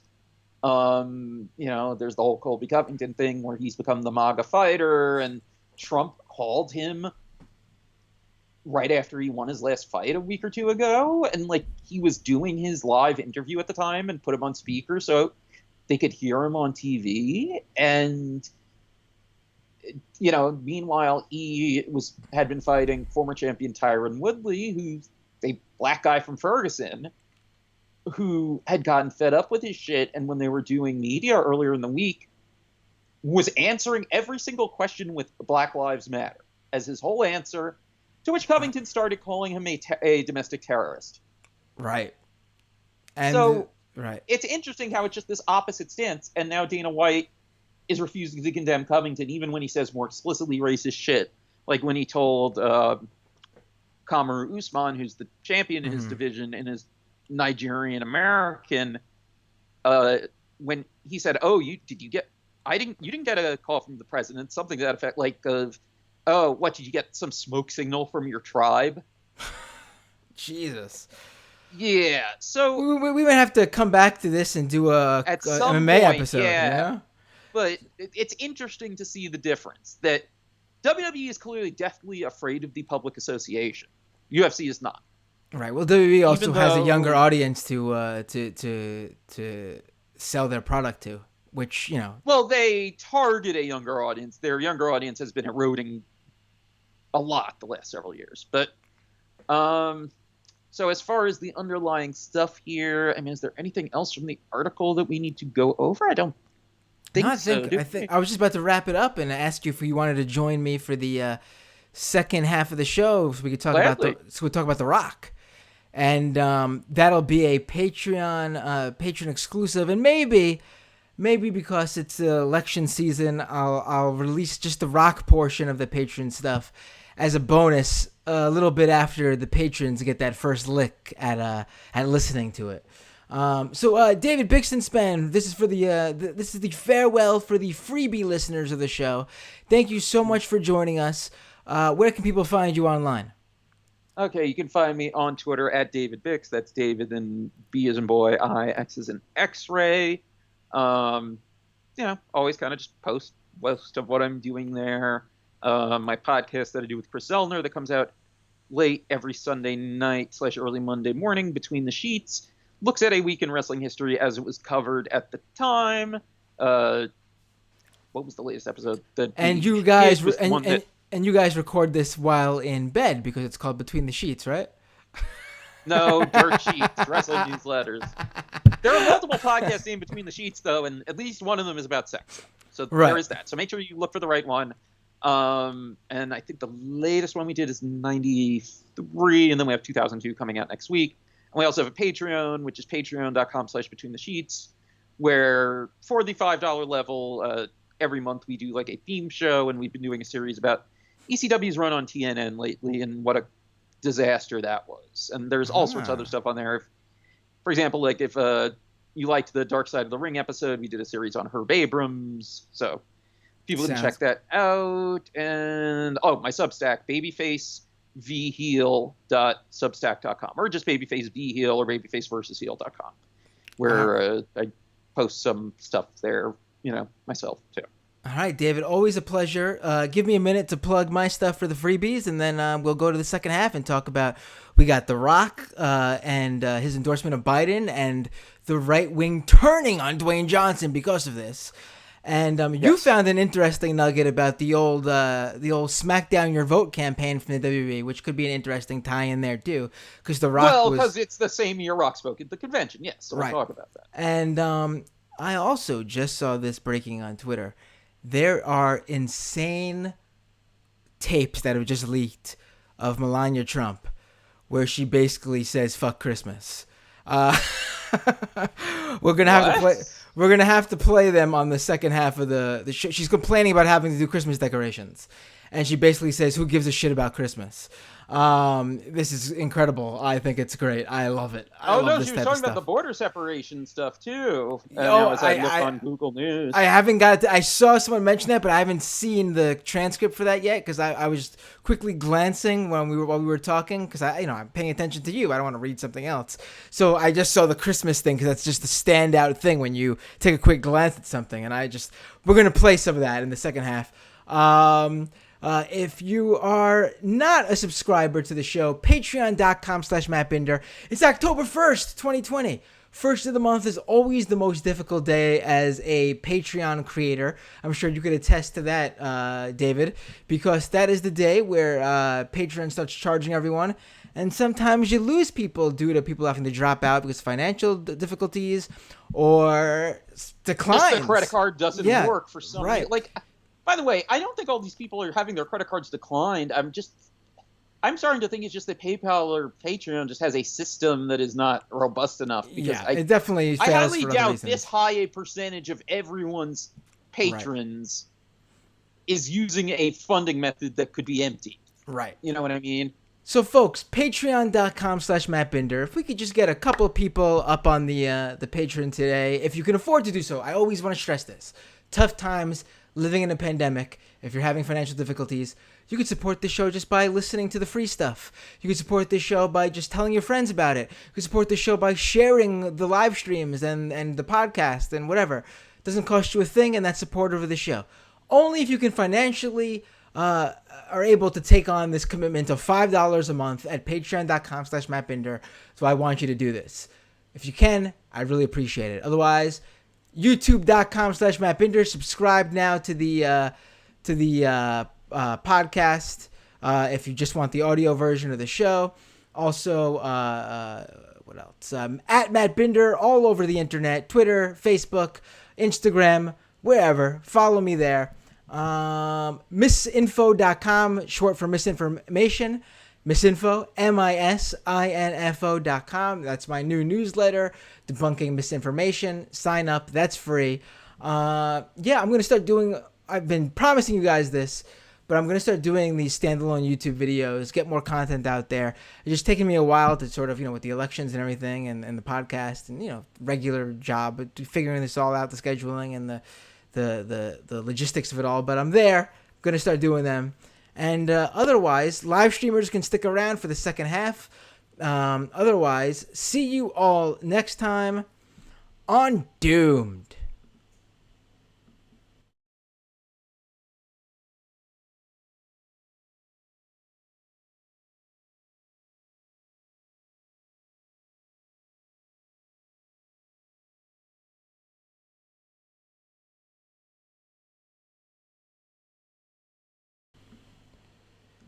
All right, we are back. I let David Bixenspan is joining us for the second half. It's always fun to have a second half guest as well.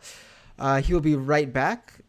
He's stretching, sitting down here for what? It's been an hour and a half now. I feel it. I need to take maybe a longer break in between shows, as in the first half and the second half. But honestly, I've been on fire this past week, like I usually am when there's all these events going on.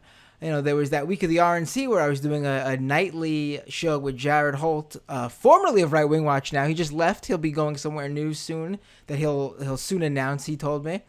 But yeah, this week so far, I did my debate show. And the day after the debate show, which you can go youtube.com/mattbinder or dunepod.com and catch if you haven't yet. The day after, I was a guest on the Nomiki show. I try to say her name correctly. Hosted by Nomiki Konst. She is great. Always enjoy having her on this show. And that was the first time on her show. My first time on her show. And I enjoyed being on her show. So we talked about the debate on that show. And then earlier today, I did my co-hosting Majority Report Thursdays with the MR Thursday crew. Jamie Peck of the Antifada, Matt Leck of the Michael Brooks Show and Literary Hangover, and Brendan of the Majority Report.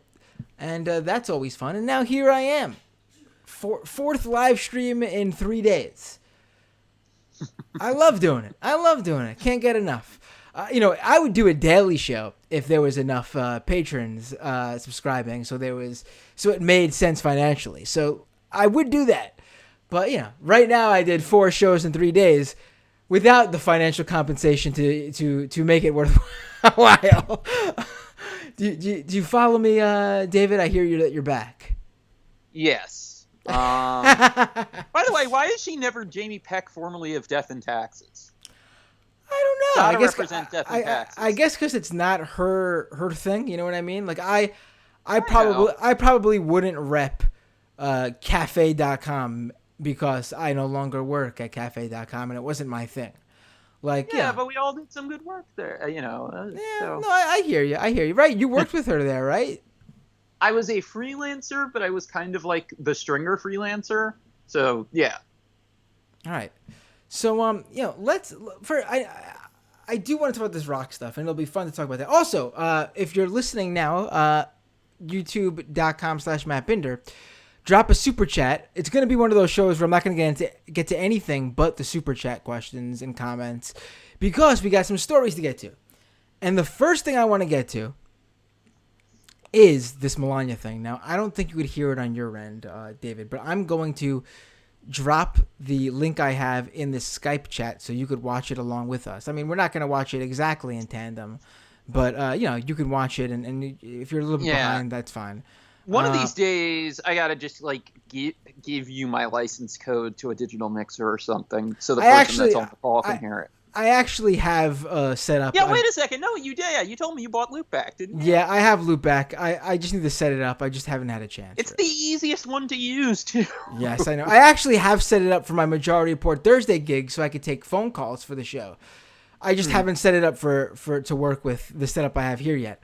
I'll get around to it for sure. The funny thing is I did set it up for a few of those the Doomed Movie Night episodes, but I usually had tech issues with that, so I dropped using it for a bit. Actually, Zach, why don't I just play it then so we can both hear it? Or do you want to play the video too, and that's why?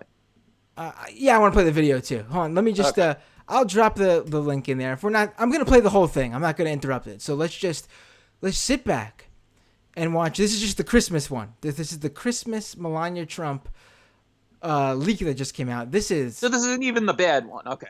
I think this is pretty bad. I mean, we're coming off a news cycle where the Republicans were focusing on Democrats hating Catholics because we. I mean, actually bad, not bad for their optics. Right. So let's play this Christmas one first, and then we'll get to the other one too. This is. Hold on, let me jump to the screen share here. All right, let's do this. Let's zoom in a bit here. I mean, I guess since I won't be able to hear yours, just tell me the second you click play, I guess. All right, yeah. I am now clicking play. Oh, wait, hold on. I don't have my screen share up. Hold on. All right, here we go. Now...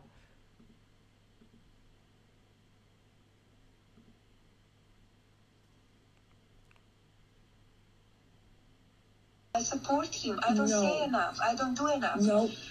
Where I am, I'm working like a my ass off. I know. Christmas stuff that, who gives a about Christmas stuff and decoration, but I need to do it, right? Yeah, but correct? 100%. You have no choice. And then I do it, and I say that I'm working on Christmas, planning for the Christmas, and they said, oh, what about the children? That they were separated. Give me a break. Where they were saying anything when Obama did that? I know. I cannot go. I was trying to get the kid reunited with the mom. I didn't have a chance. Needs to go through the process and through the law. But here's my thing. Hear what you just said. But instead of that, if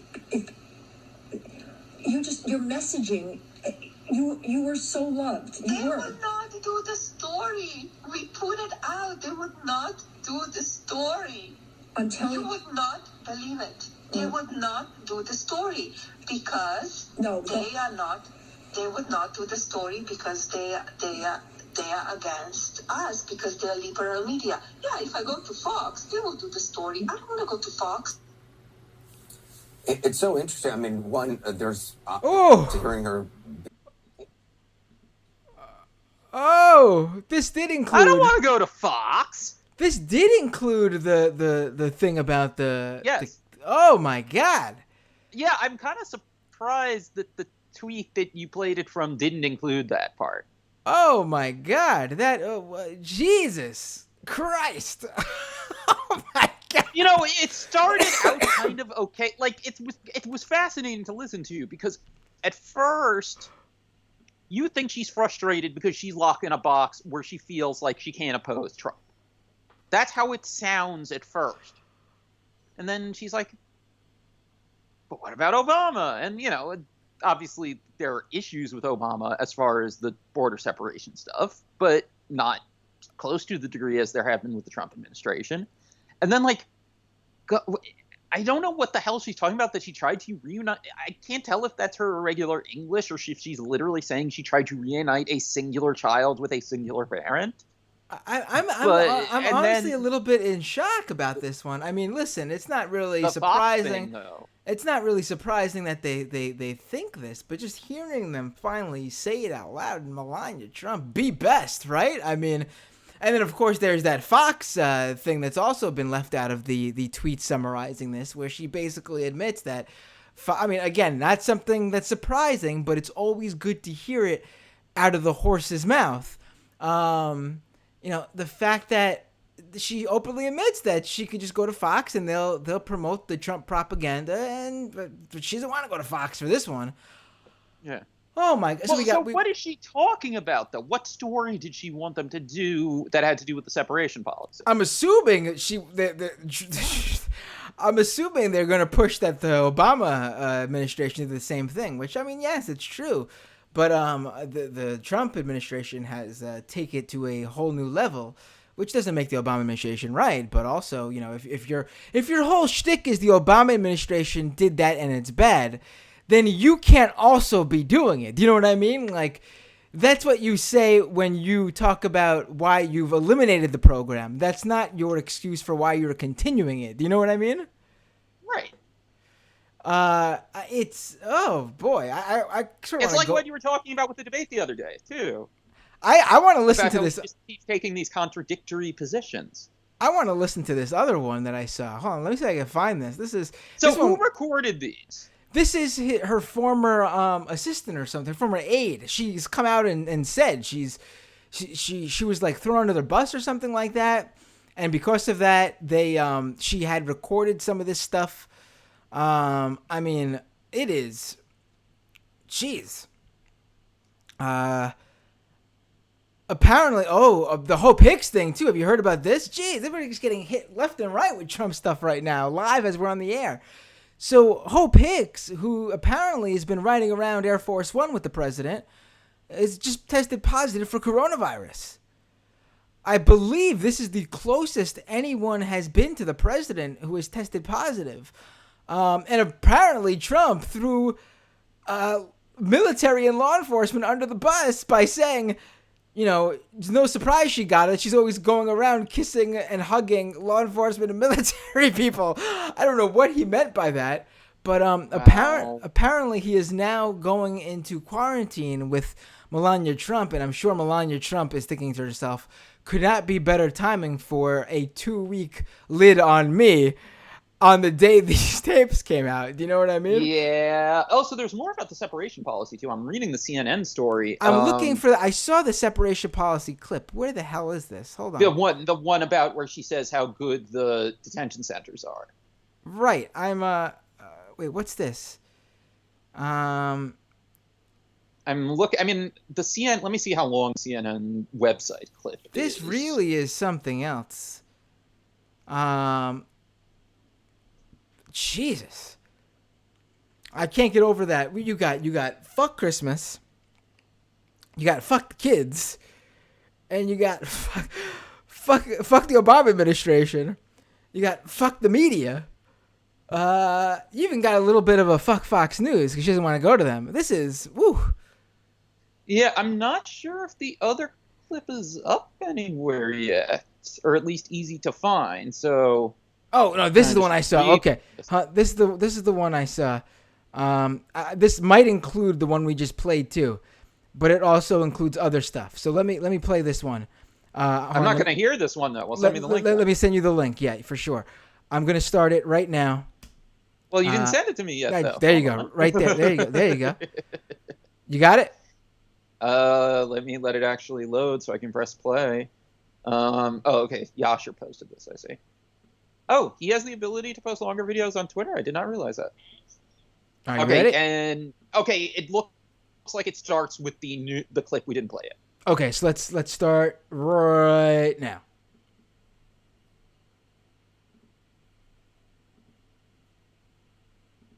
All these kids that I met, they are here in the shelters because they were brought by it through coyotes, the people, or trafficking, and that's why they put them in jail. And the kids that they go in shelters, and the way they take care of them, it's, you know, they even said, the kids, they say, wow, I will have my own bed, I will sleep on the bed, I will have a cabinet for my clothes. It's so sad to hear it, but they didn't have that in their own countries. Right. They sleep on the floor. They are, you know, they are fed. They are taking care nicely there. But, you know, yeah, they are not with parents. It's sad.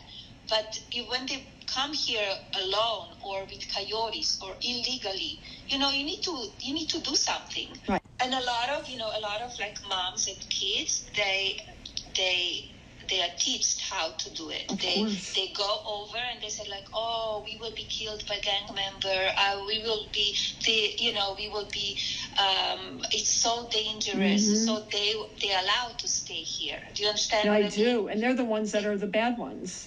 Yeah, and they are not. It's not true that they would. You know what I mean? Some of them, they're using that lines that they're not professional, but they are taught by other people what to say to come over and to let them go to stay here, because they could easily stay in Mexico, but they don't want to stay in Mexico because Mexico doesn't take care of them the same as America does.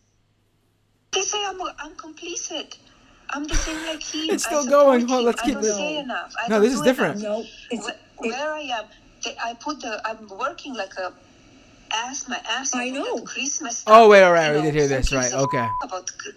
Oh, but I mean, hold on. Let's pull you back up. Well, I think there's more after that though, because Yasher's tweet says she talks about the "I really don't care" jacket, unless she was talking about that anyway and we didn't realize it. Oh wait, I wanna see. Hold on, I wanna see the jacket here. Yeah, I'm trying to, because I'm looking at the transcript in the clip as I'm scrubbing through it. Oh, okay, here we go. I found it. It's at the. It's like at start at like 3:04. It's a little bit of the stuff we heard, but it starts right after that. I'm gonna put that audio back up now.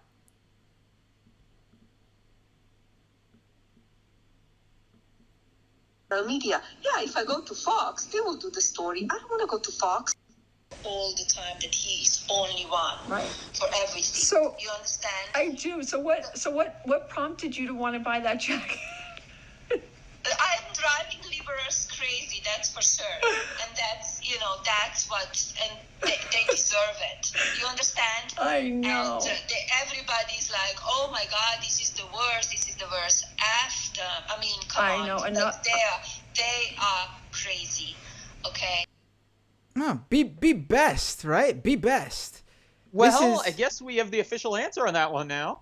Right. It was to troll everyone. Right. And literally that's what her whole Be Best campaign is about, to stop online bullying and cyberbullying, and she's doing it via a jacket, apparently. No, she literally cyberbullied every single child at the detention center. Right. I mean, what was really telling to me, this Melania Trump would not this person would not fucking be using talking points like coyotes and they're trained what to say to come here from Mexico. This is stuff that's been instilled in her by by whoever Trump has hired, his campaign and stuff like that, for whenever she needs to use this stuff. I mean, there's no way that this person from Slovenia or wherever the hell she's from again, it comes here and fucking knows about the coyotes. Give me a break. Yeah. I mean, this is she's just regurgitating talking points she's heard.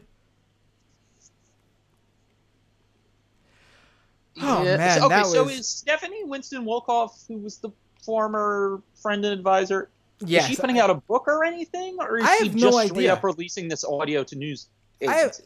Even if she's putting out a book, I'm happy she's releasing the audio. That's all. No. The reason I say this is because usually when people in the White House or wherever are recording stuff secretly for themselves, and it comes out, it's usually just a transcript in a book. And they, even then, depending on where they were when they recorded it, they don't always even outright say that they recorded the person. They just quote them directly and don't say where it came from. Right. I mean, this is any idea that she was any different than her husband just goes right out the window. You know what I mean? Like, I mean, we knew, anyone with any knowledge of what's going on here, any sort of, savvy, you don't even need savvy, just to open your eyes, you could have seen what was going on here. But if there was any question, a lot of liberals like to use the idea that she's stuck there, that Trump is holding her captive, she can't wait to leave or whatever. I mean, maybe there's some sort of prenup agreement where she has to be there. Oh, she can still hate him, but still agree with him. Right, but she's staying there because she knows what she's getting out of it. The idea that she's captive there is bullshit.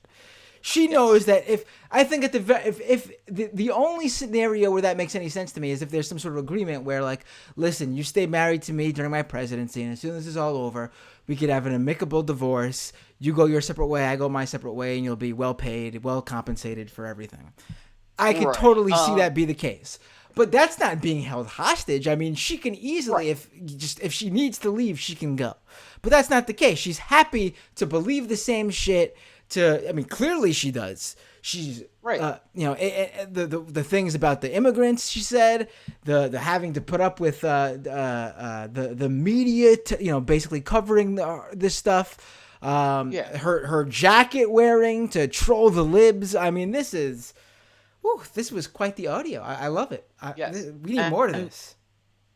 And for what it's worth, Washington, D.C. is a single-party consent jurisdiction.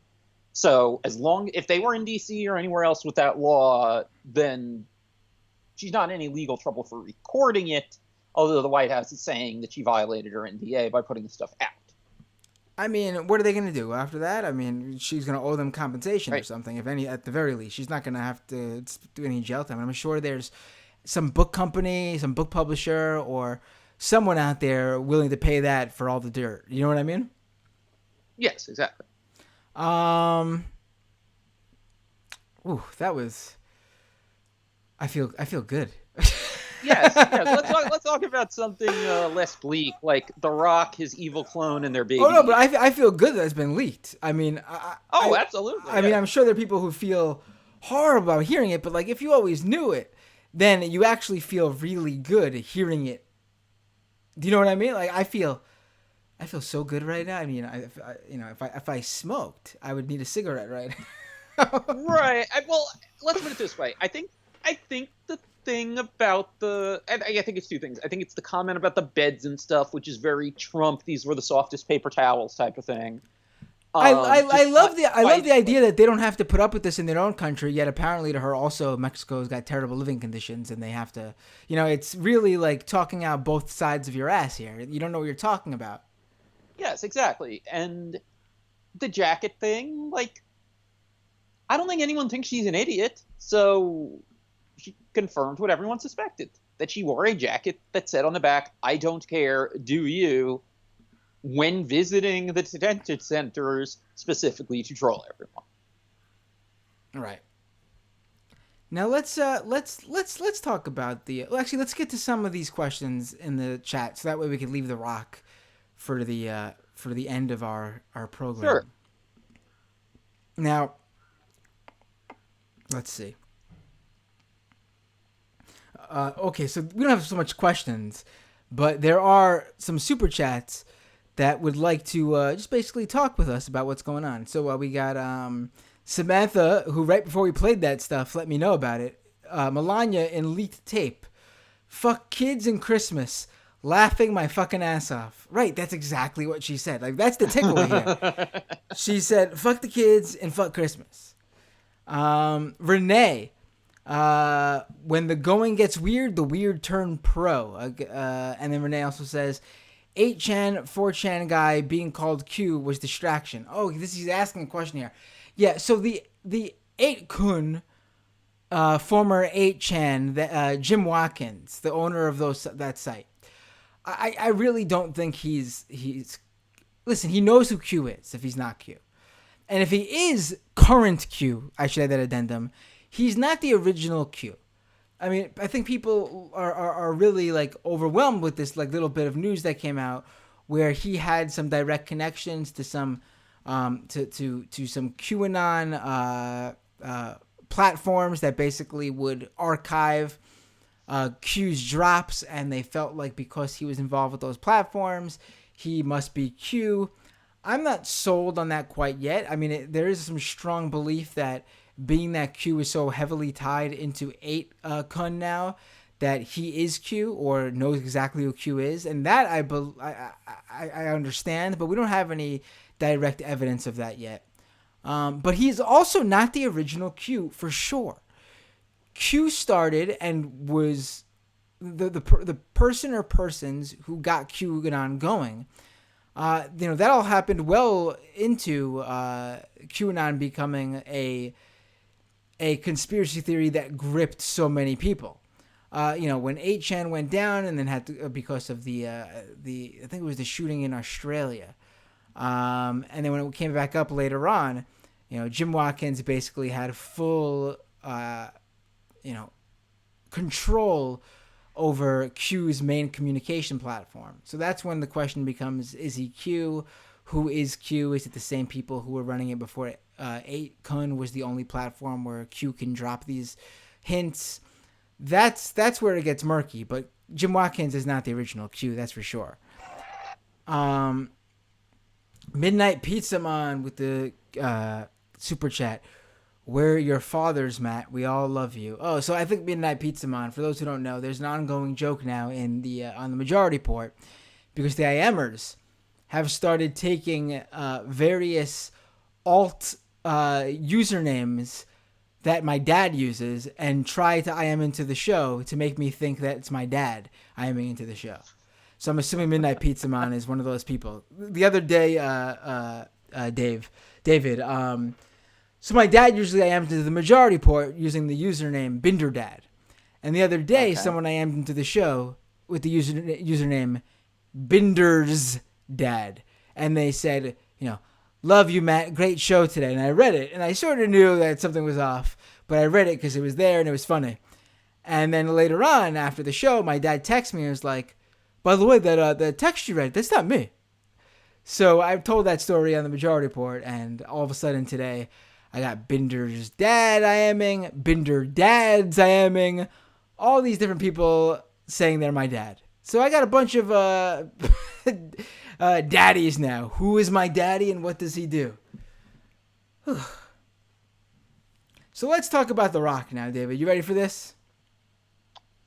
Yes. Oh, and by the way, I'm just reading this now. I didn't see this earlier. It came out today. Wrestling Inc. reported that as far as the whole thing with WWE trying to get wrestlers to not do Cameo anymore and Twitch or basically anything that could earn them money away from WWE anymore, and there have been some people disputing it, saying they just didn't want them to use WWE names, but they had also asserted that they own the names, so everyone thinks that was a change. Apparently, WWE has given everyone notice that they're taking over all talent Twitch accounts in a month. What? Why? Okay, Wrestling Inc. has learned that Vince McMahon sent an email to talent this week reminding them that they have until, a month from when this first came up. This Friday, October 2nd, to sever any unauthorized business relationships with third parties. It was noted that talent who failed to comply could be fined, suspended, or terminated. As Wrestling Inc. first exclusively reported in September, McMahon issued an edict instructing talent that it can no longer engage with third parties. The company later clarified the edict, stating that talent could maintain Twitch and YouTube accounts under their real names. However, they would still need to inform the company of those accounts. I might have actually missed that part. Ooh, I'm reading something pretty crazy right now. I don't know if you're going to get to it, but keep going. Wrestling has also learned the talent were told this week that the company will be taking control of their Twitch accounts in 4 weeks. Okay, from now. WWE will own these accounts. However, talent will receive a percentage of the revenue, which counts against downside guarantees. That is the crazy part right there.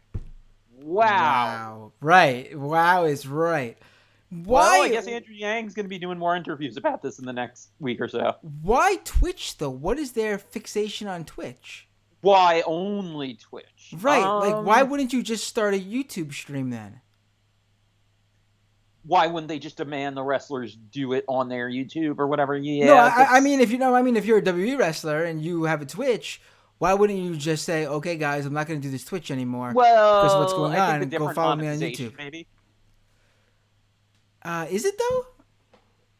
Because Twitch, the main monetization is from subscriptions, either paid subscriptions from your viewers or people buying gift subscriptions for other people. Right, but I'm trying to understand why the why would it only be Twitch though? Right, yeah. If they're not doing Cameo, if they're not mixing Cameo or YouTube anymore, why only Twitch? Because especially it seemed like the one that they really took the most issue with was Cameo. Right. Because it seemed Andrew Yang is tweeting about this right now. Oh, great. Because Cameo is the one it seems like they felt most encroached on things they do or want to do, because they've done virtual meet and greets and stuff lately. So there's clearly more to this. They have like some gaming content. Xavier Woods's YouTube channel, Up Down Down, is Austin Creed. Like, that is a WWE owned channel. Right, I know that. His YouTube channel. Right. So his was always safe. Yeah, but maybe because also Austin Creed isn't even his real name either. It's Austin Watson. But I guess they feel like they have something they want to. I guess they were going to try to build a partnership with Twitch or something. That's the only thing I can think of. I'm gonna pull up what Yang said now. Yeah, I could read you Yang. It's basically one tweet. He shares the Wrestling Inc. Story, and he says, "This would be infuriating to me if I had spent time building up my social media channels, only to have WWE take them over from their independent contractors. People are angry, and rightfully so." Yeah, man. I mean, okay. Someone's got to do something about this status of independent contractor. Either these guys are employees or they're independent contractors. And if they're independent contractors, WWE can't do this stuff. And honestly, even if they're employees, I don't know if an employee could do this. Yeah, this is... I can't... I'm honestly kind of shocked, even though I shouldn't be, that he made this so much worse all of a sudden. Because I think everyone had kind of assumed the story was going away and that they were just going to be worried about the bad publicity and walk it back. But I guess not. For what it's worth, because, one of the things that sort of made news when the story first broke a few weeks back is that, people were talking about, should SAG get involved, try to help wrestlers organize, even if they're not part of SAG per se, because of the signatory rule they have now, that production has to be a signatory. Is there a way they could still organize and all that? There are people in SAG that are aware of this and at least meeting with wrestlers. That much I know. I know that David Arquette has mentioned in interviews that he'd like to help as far as getting wrestlers into SAG. So I don't know how much progress is being made, but there's something happening on that end. Right. Now, the other thing, though, is if I'm a wrestler and I want to file a grievance with the NLRB or anything like that, I'm waiting to see how the election plays out. After how it went with the UFC when Leslie Smith filed her complaint about retaliation for trying to unionize, and what seemed like something that was clearly at least worth an investigation just kind of got thrown out. So, wait a month or so. If Biden wins, I'm not sure it would be significantly better, but it would definitely be better. And, Yang thinks that he'd either be in the cabinet or have the ear of the labor secretary and other cabinet members, and he'd make an issue of it. So,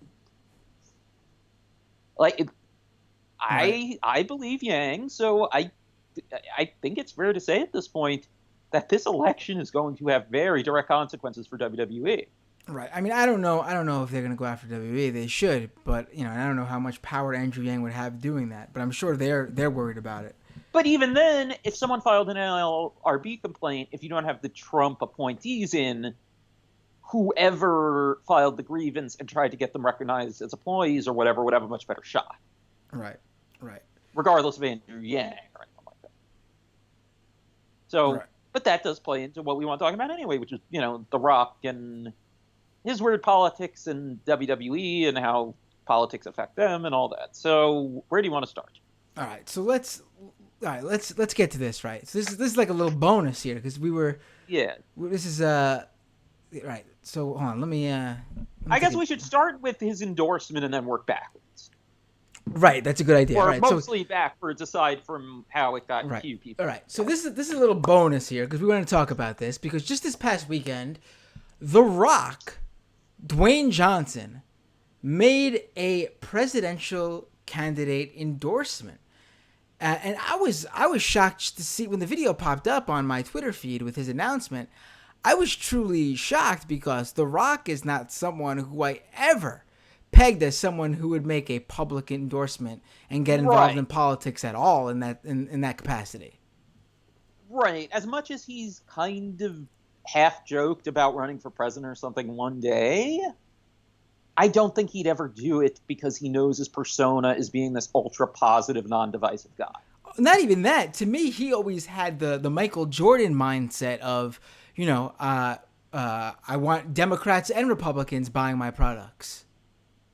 Right.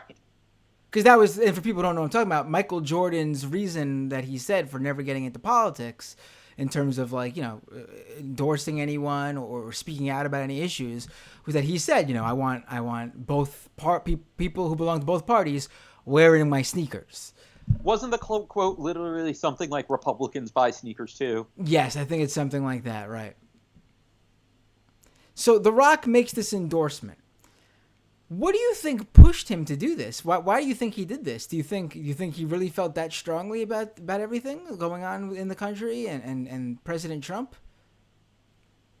I think a mix of that in general, and then if I had to guess if there was a single thing that pushed him to go in that direction, even if Biden would not be perfect, I would say all the protests and the police shootings and police brutality stuff lately. You think that's that? As a mixed race guy, especially, I think that probably could have put him over the top. Right, I get that, but also, there are a number of Republicans of color who think that's all bullshit. You know what I mean? Well, but it's so hard to pin him down because did he speak at the Republican convention in 2000 because he's a Republican, or did he speak there because WWE was trying to get him to speak at a convention and they were the ones who took him?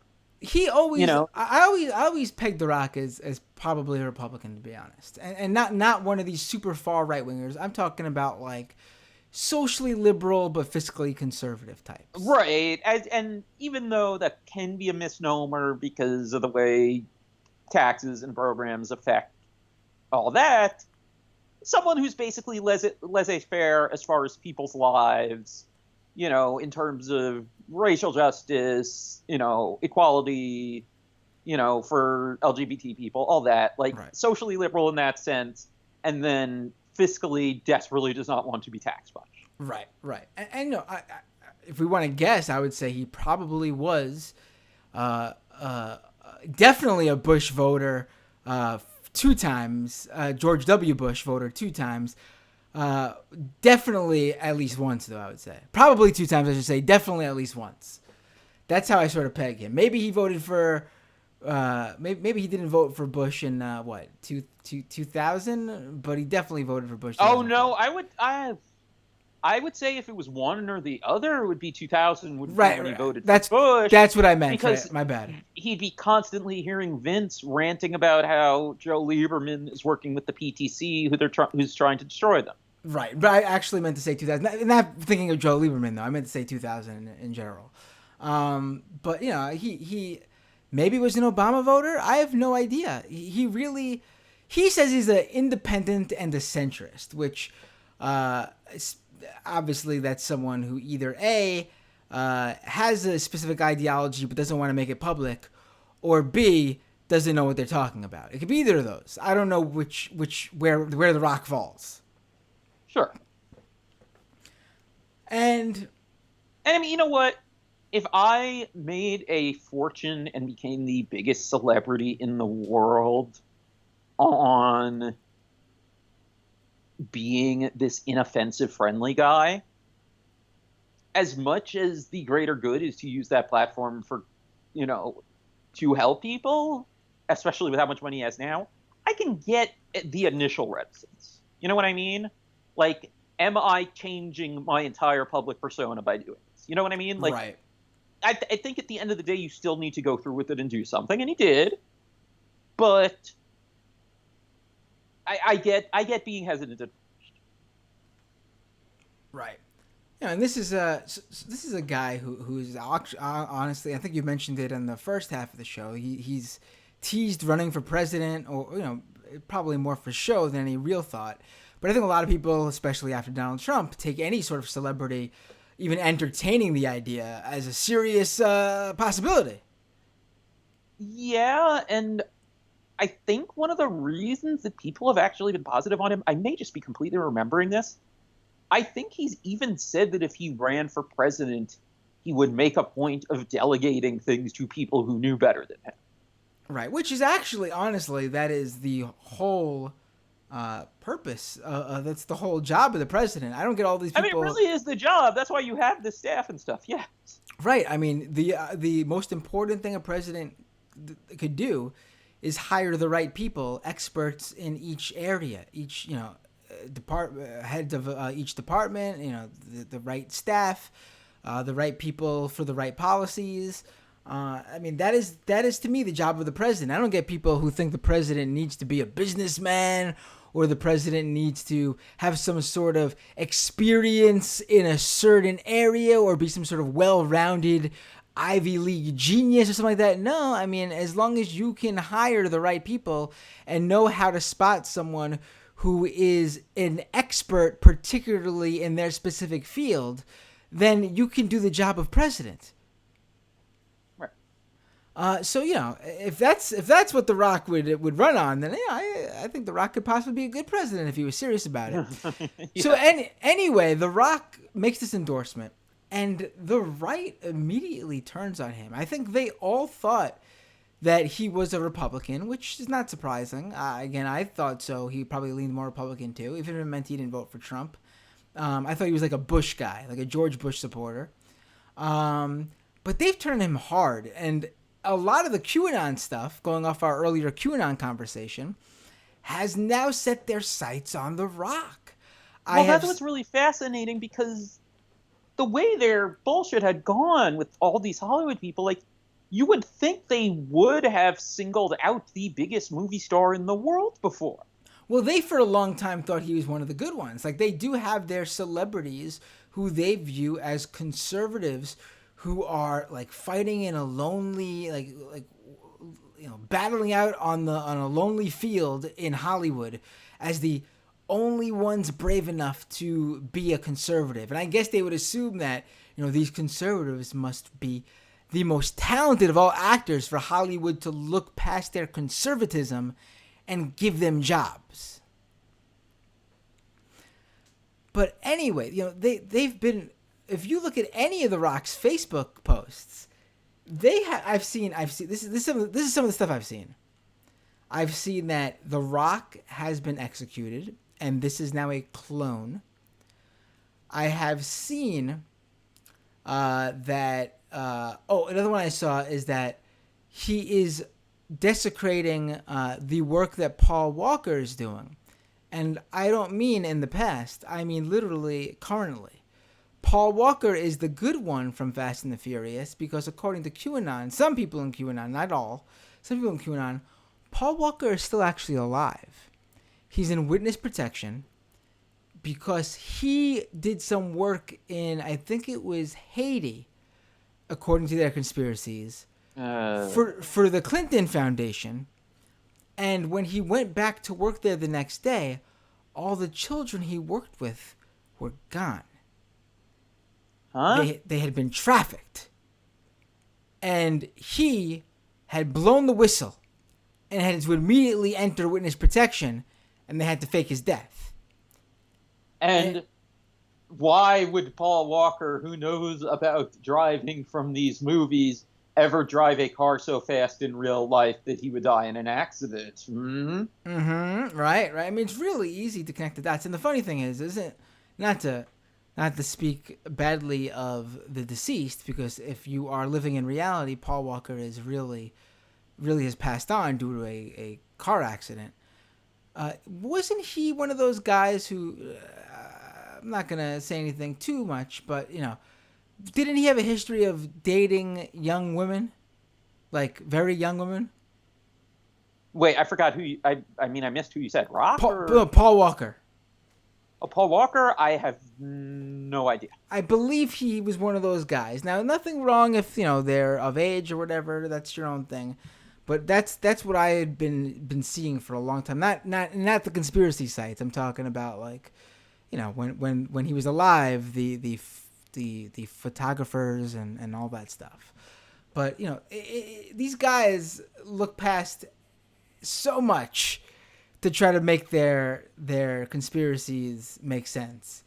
For example, their guy, who apparently is the staunchest fighter for the children, is on Jeffrey Epstein's logs, is in videos hanging out with Jeffrey Epstein, is a Jeffrey Epstein friend. But apparently, no way. We're talking about Trump or someone else? No, I'm talking about Trump. Okay, well, no, because he was working undercover, even though, okay, so they excuse a lot of this stuff, but I've never seen them trying to find a way to explain was it New York Magazine or New Yorker profile of Epstein? It was New York, I think, with the Trump line about how it's whatever it is. Oh, it's even said that he likes beautiful women more than me, even if some of them are on the younger side. Right.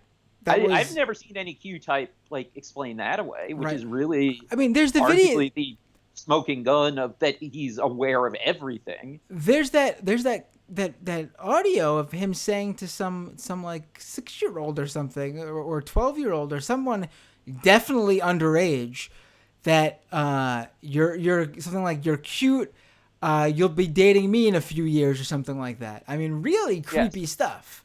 Or the thing he said about Tiffany when she was a baby, where him and Marla are doing an interview, and he says something like, I forget what he says that Tiffany will get from him, but he does the big boobs pantomime and says that she'll get that from her mom.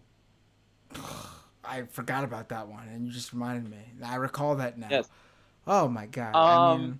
And I Googled Paul Walker younger women. First result is a Jalopnik story, I guess because of Fast and the Furious, by Kristen Lee from 2 years ago, titled, "When are we going to address how Paul Walker had relationships with underage girls?" There you go. I mean, I knew I heard it from somewhere legit.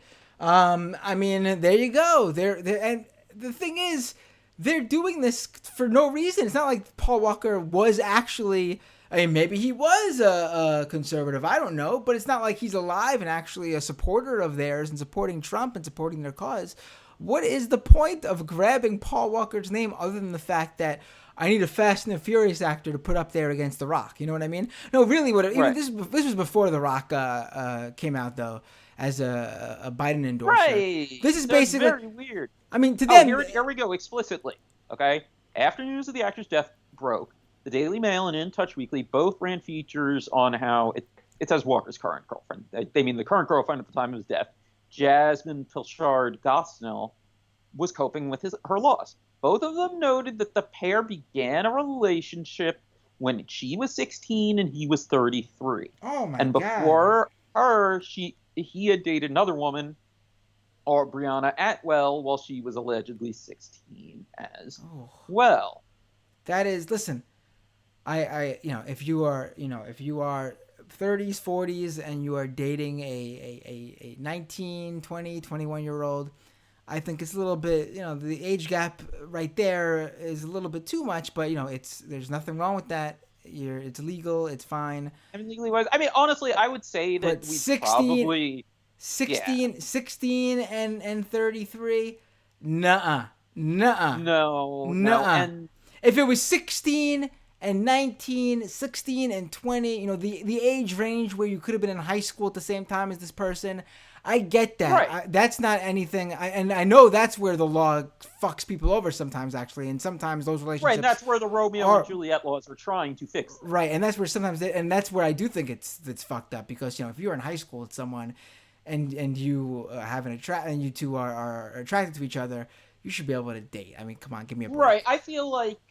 But give an extra year for people being held back or whatever. I feel like 5 years should never be treated as statutory rape. Right. Based solely on age. Right, and that's when we're talking about that age range. Obviously, if you are 75 and you're dating a 30-year-old, you do you, man. I mean, I wouldn't be down with that age gap, but it's fine. Do what you want to do. You know what I mean? Not to get too sidetracked, just wanted to say this, and then we'll move back to The Rock and stuff. I feel like we kind of need to move all of our laws and our ideas about what makes someone an adult. Like, you can't take the genie out of the bottle, or excuse me, put the genie back in the bottle. It's late completely. But shouldn't a lot of these laws, like, to some degree, center around when people turn 25 or so, because that's when your brain finishes developing? Right. I think it is. A lot of this stuff is too young. Right. I mean, I don't know why we. And the idea, like, even if the thought process is like teens, the word teens is in the age, then why is like 18 and 19 considered legal for a lot of these things? You know what I mean? Like, it doesn't make any sense. Right. So anyway, The Rock. So. Well, I think this was a pertinent conversation because it just goes to show you that these guys, these QAnon guys, these QAnon folks, because there's women involved too. I meant guys as in the all-encompassing everyone. Like, hey guys. These QAnon folks. These QAnon folks. It's just down to whoever they could pick and pull and whatever weird-ass conspiracy they could put together, cobble together to back them up. Because when it comes down to it, they are completely fine with some of these allies who are doing very shady things that would go against what their own conspiracies are saying is bad. Yes, and don't forget, the Trump administration has been violating child trafficking laws, or human trafficking laws. With the some of the border release policies. Yes, right. You know, and man, like, this is what I think is actually, it's so weird. Basically, they know like 99.9% of celebrities are liberal. So they need some sort of big names on their side to push their conspiracies. Right. They want everyone who is conservative, and especially like openly like MAGA conspiracy theorist, whatever, you know, like Adam Baldwin or whoever. Right, but Scott Baio isn't going to do the trick. So what they do is basically, celebrities dead? Oh, they were secretly conservative or secretly trying to take down the pedophile ring, and they were offed. They were executed. They're actually on our side. That's simple. And it's insane that it's working for some subsection of our society. I'd love for someone to try to figure out some, not concrete, but some decent estimates on just how many people are actually closely following and believing in Q stuff right now. Right. Well, David, we just have a few more minutes here. So before we wrap it up, I do want to get into this little interesting nugget you found about the old smack down your vote, WWE get out the vote campaign. Yes. Take it away. All right, I guess I'll pull up the tweet where I tweeted part of it from our DM thread, because I have this saved on I have it saved on newspapers.com, and I also have the LA Times link. So this is an article, I believe it was about the Smackdown Your Vote initiative, which was a voter registration drive they started for the 2000 election and kept doing after that, but less and less. The article wasn't just about Smackdown Your Vote. It was about, so let's see, it's titled, hooking potential voters any way they can, and talking about various types of voter outreach and stuff. Okay? Mm-hmm. And the thing with Smackdown Your Vote is they always explicitly said it's nonpartisan. Yes, The Rock spoke at the Republican convention, but that was because they would have it. It was as simple as that. I think The Rock did some stuff at the Democratic convention, but he didn't speak on stage, if I remember right. But still, different. And they're talking about voter registration drives. And, because it's not the whole thing. Yeah, I'll just read where WWE, then World Wrestling Federation, comes into the story. Okay? So while some groups getting out the vote, and again, this is the Los Angeles Times, and it was syndicated to other papers too, plus they had a national presence at the time. I don't know if it went online back in 2000. While some groups view getting out the vote as a civic responsibility, others say it can refresh a group's public image as well as earn a clout with the politicians they might help get elected. For example, the Smackdown Your Vote registration drive by the World Wrestling Federation Entertainment, Inc., allows the company, which went public last year, to curry favor with the Republicans the party much of its audience supports, says its vice president, well, I know, but says its vice president of corporate communications, Gary Davis. Quote, and what could be more ideal than doing voter registration in a presidential election year, Davis asked. We wanted to represent our fans, middle America. So it was a win-win situation when wrestling icon The Rock appeared on stage at the Republican National Convention in Philadelphia in the summer. That got our fans interested, Davis said.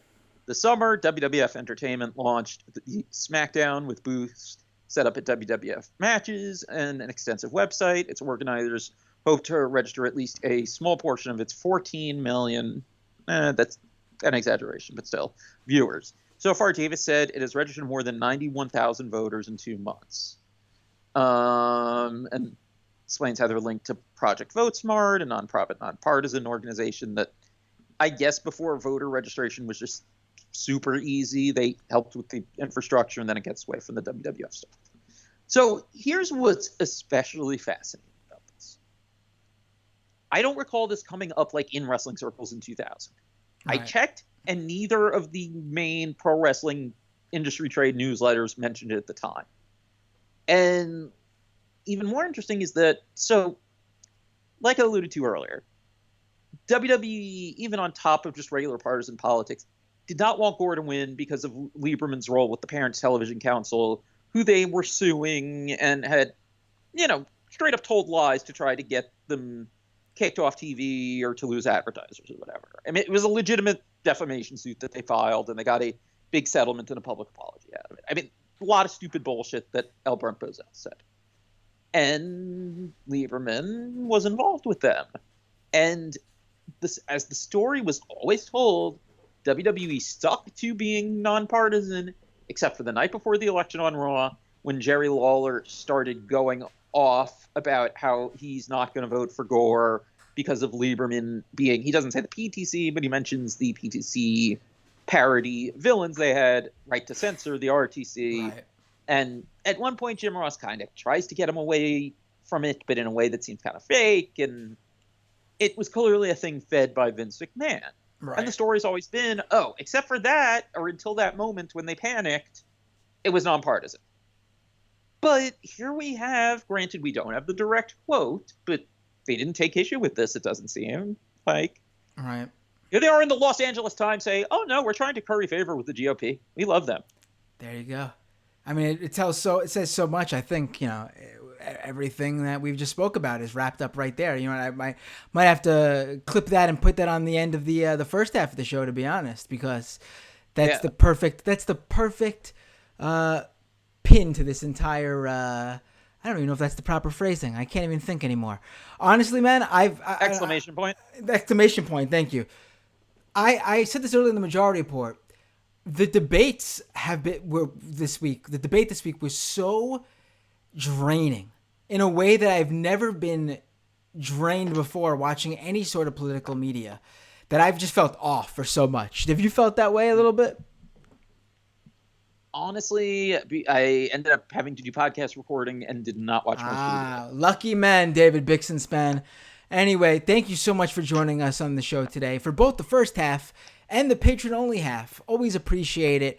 At David Bix on Twitter. Catch the article in Vice. I've linked it on our Patreon and on the Patreon and in the YouTube description below.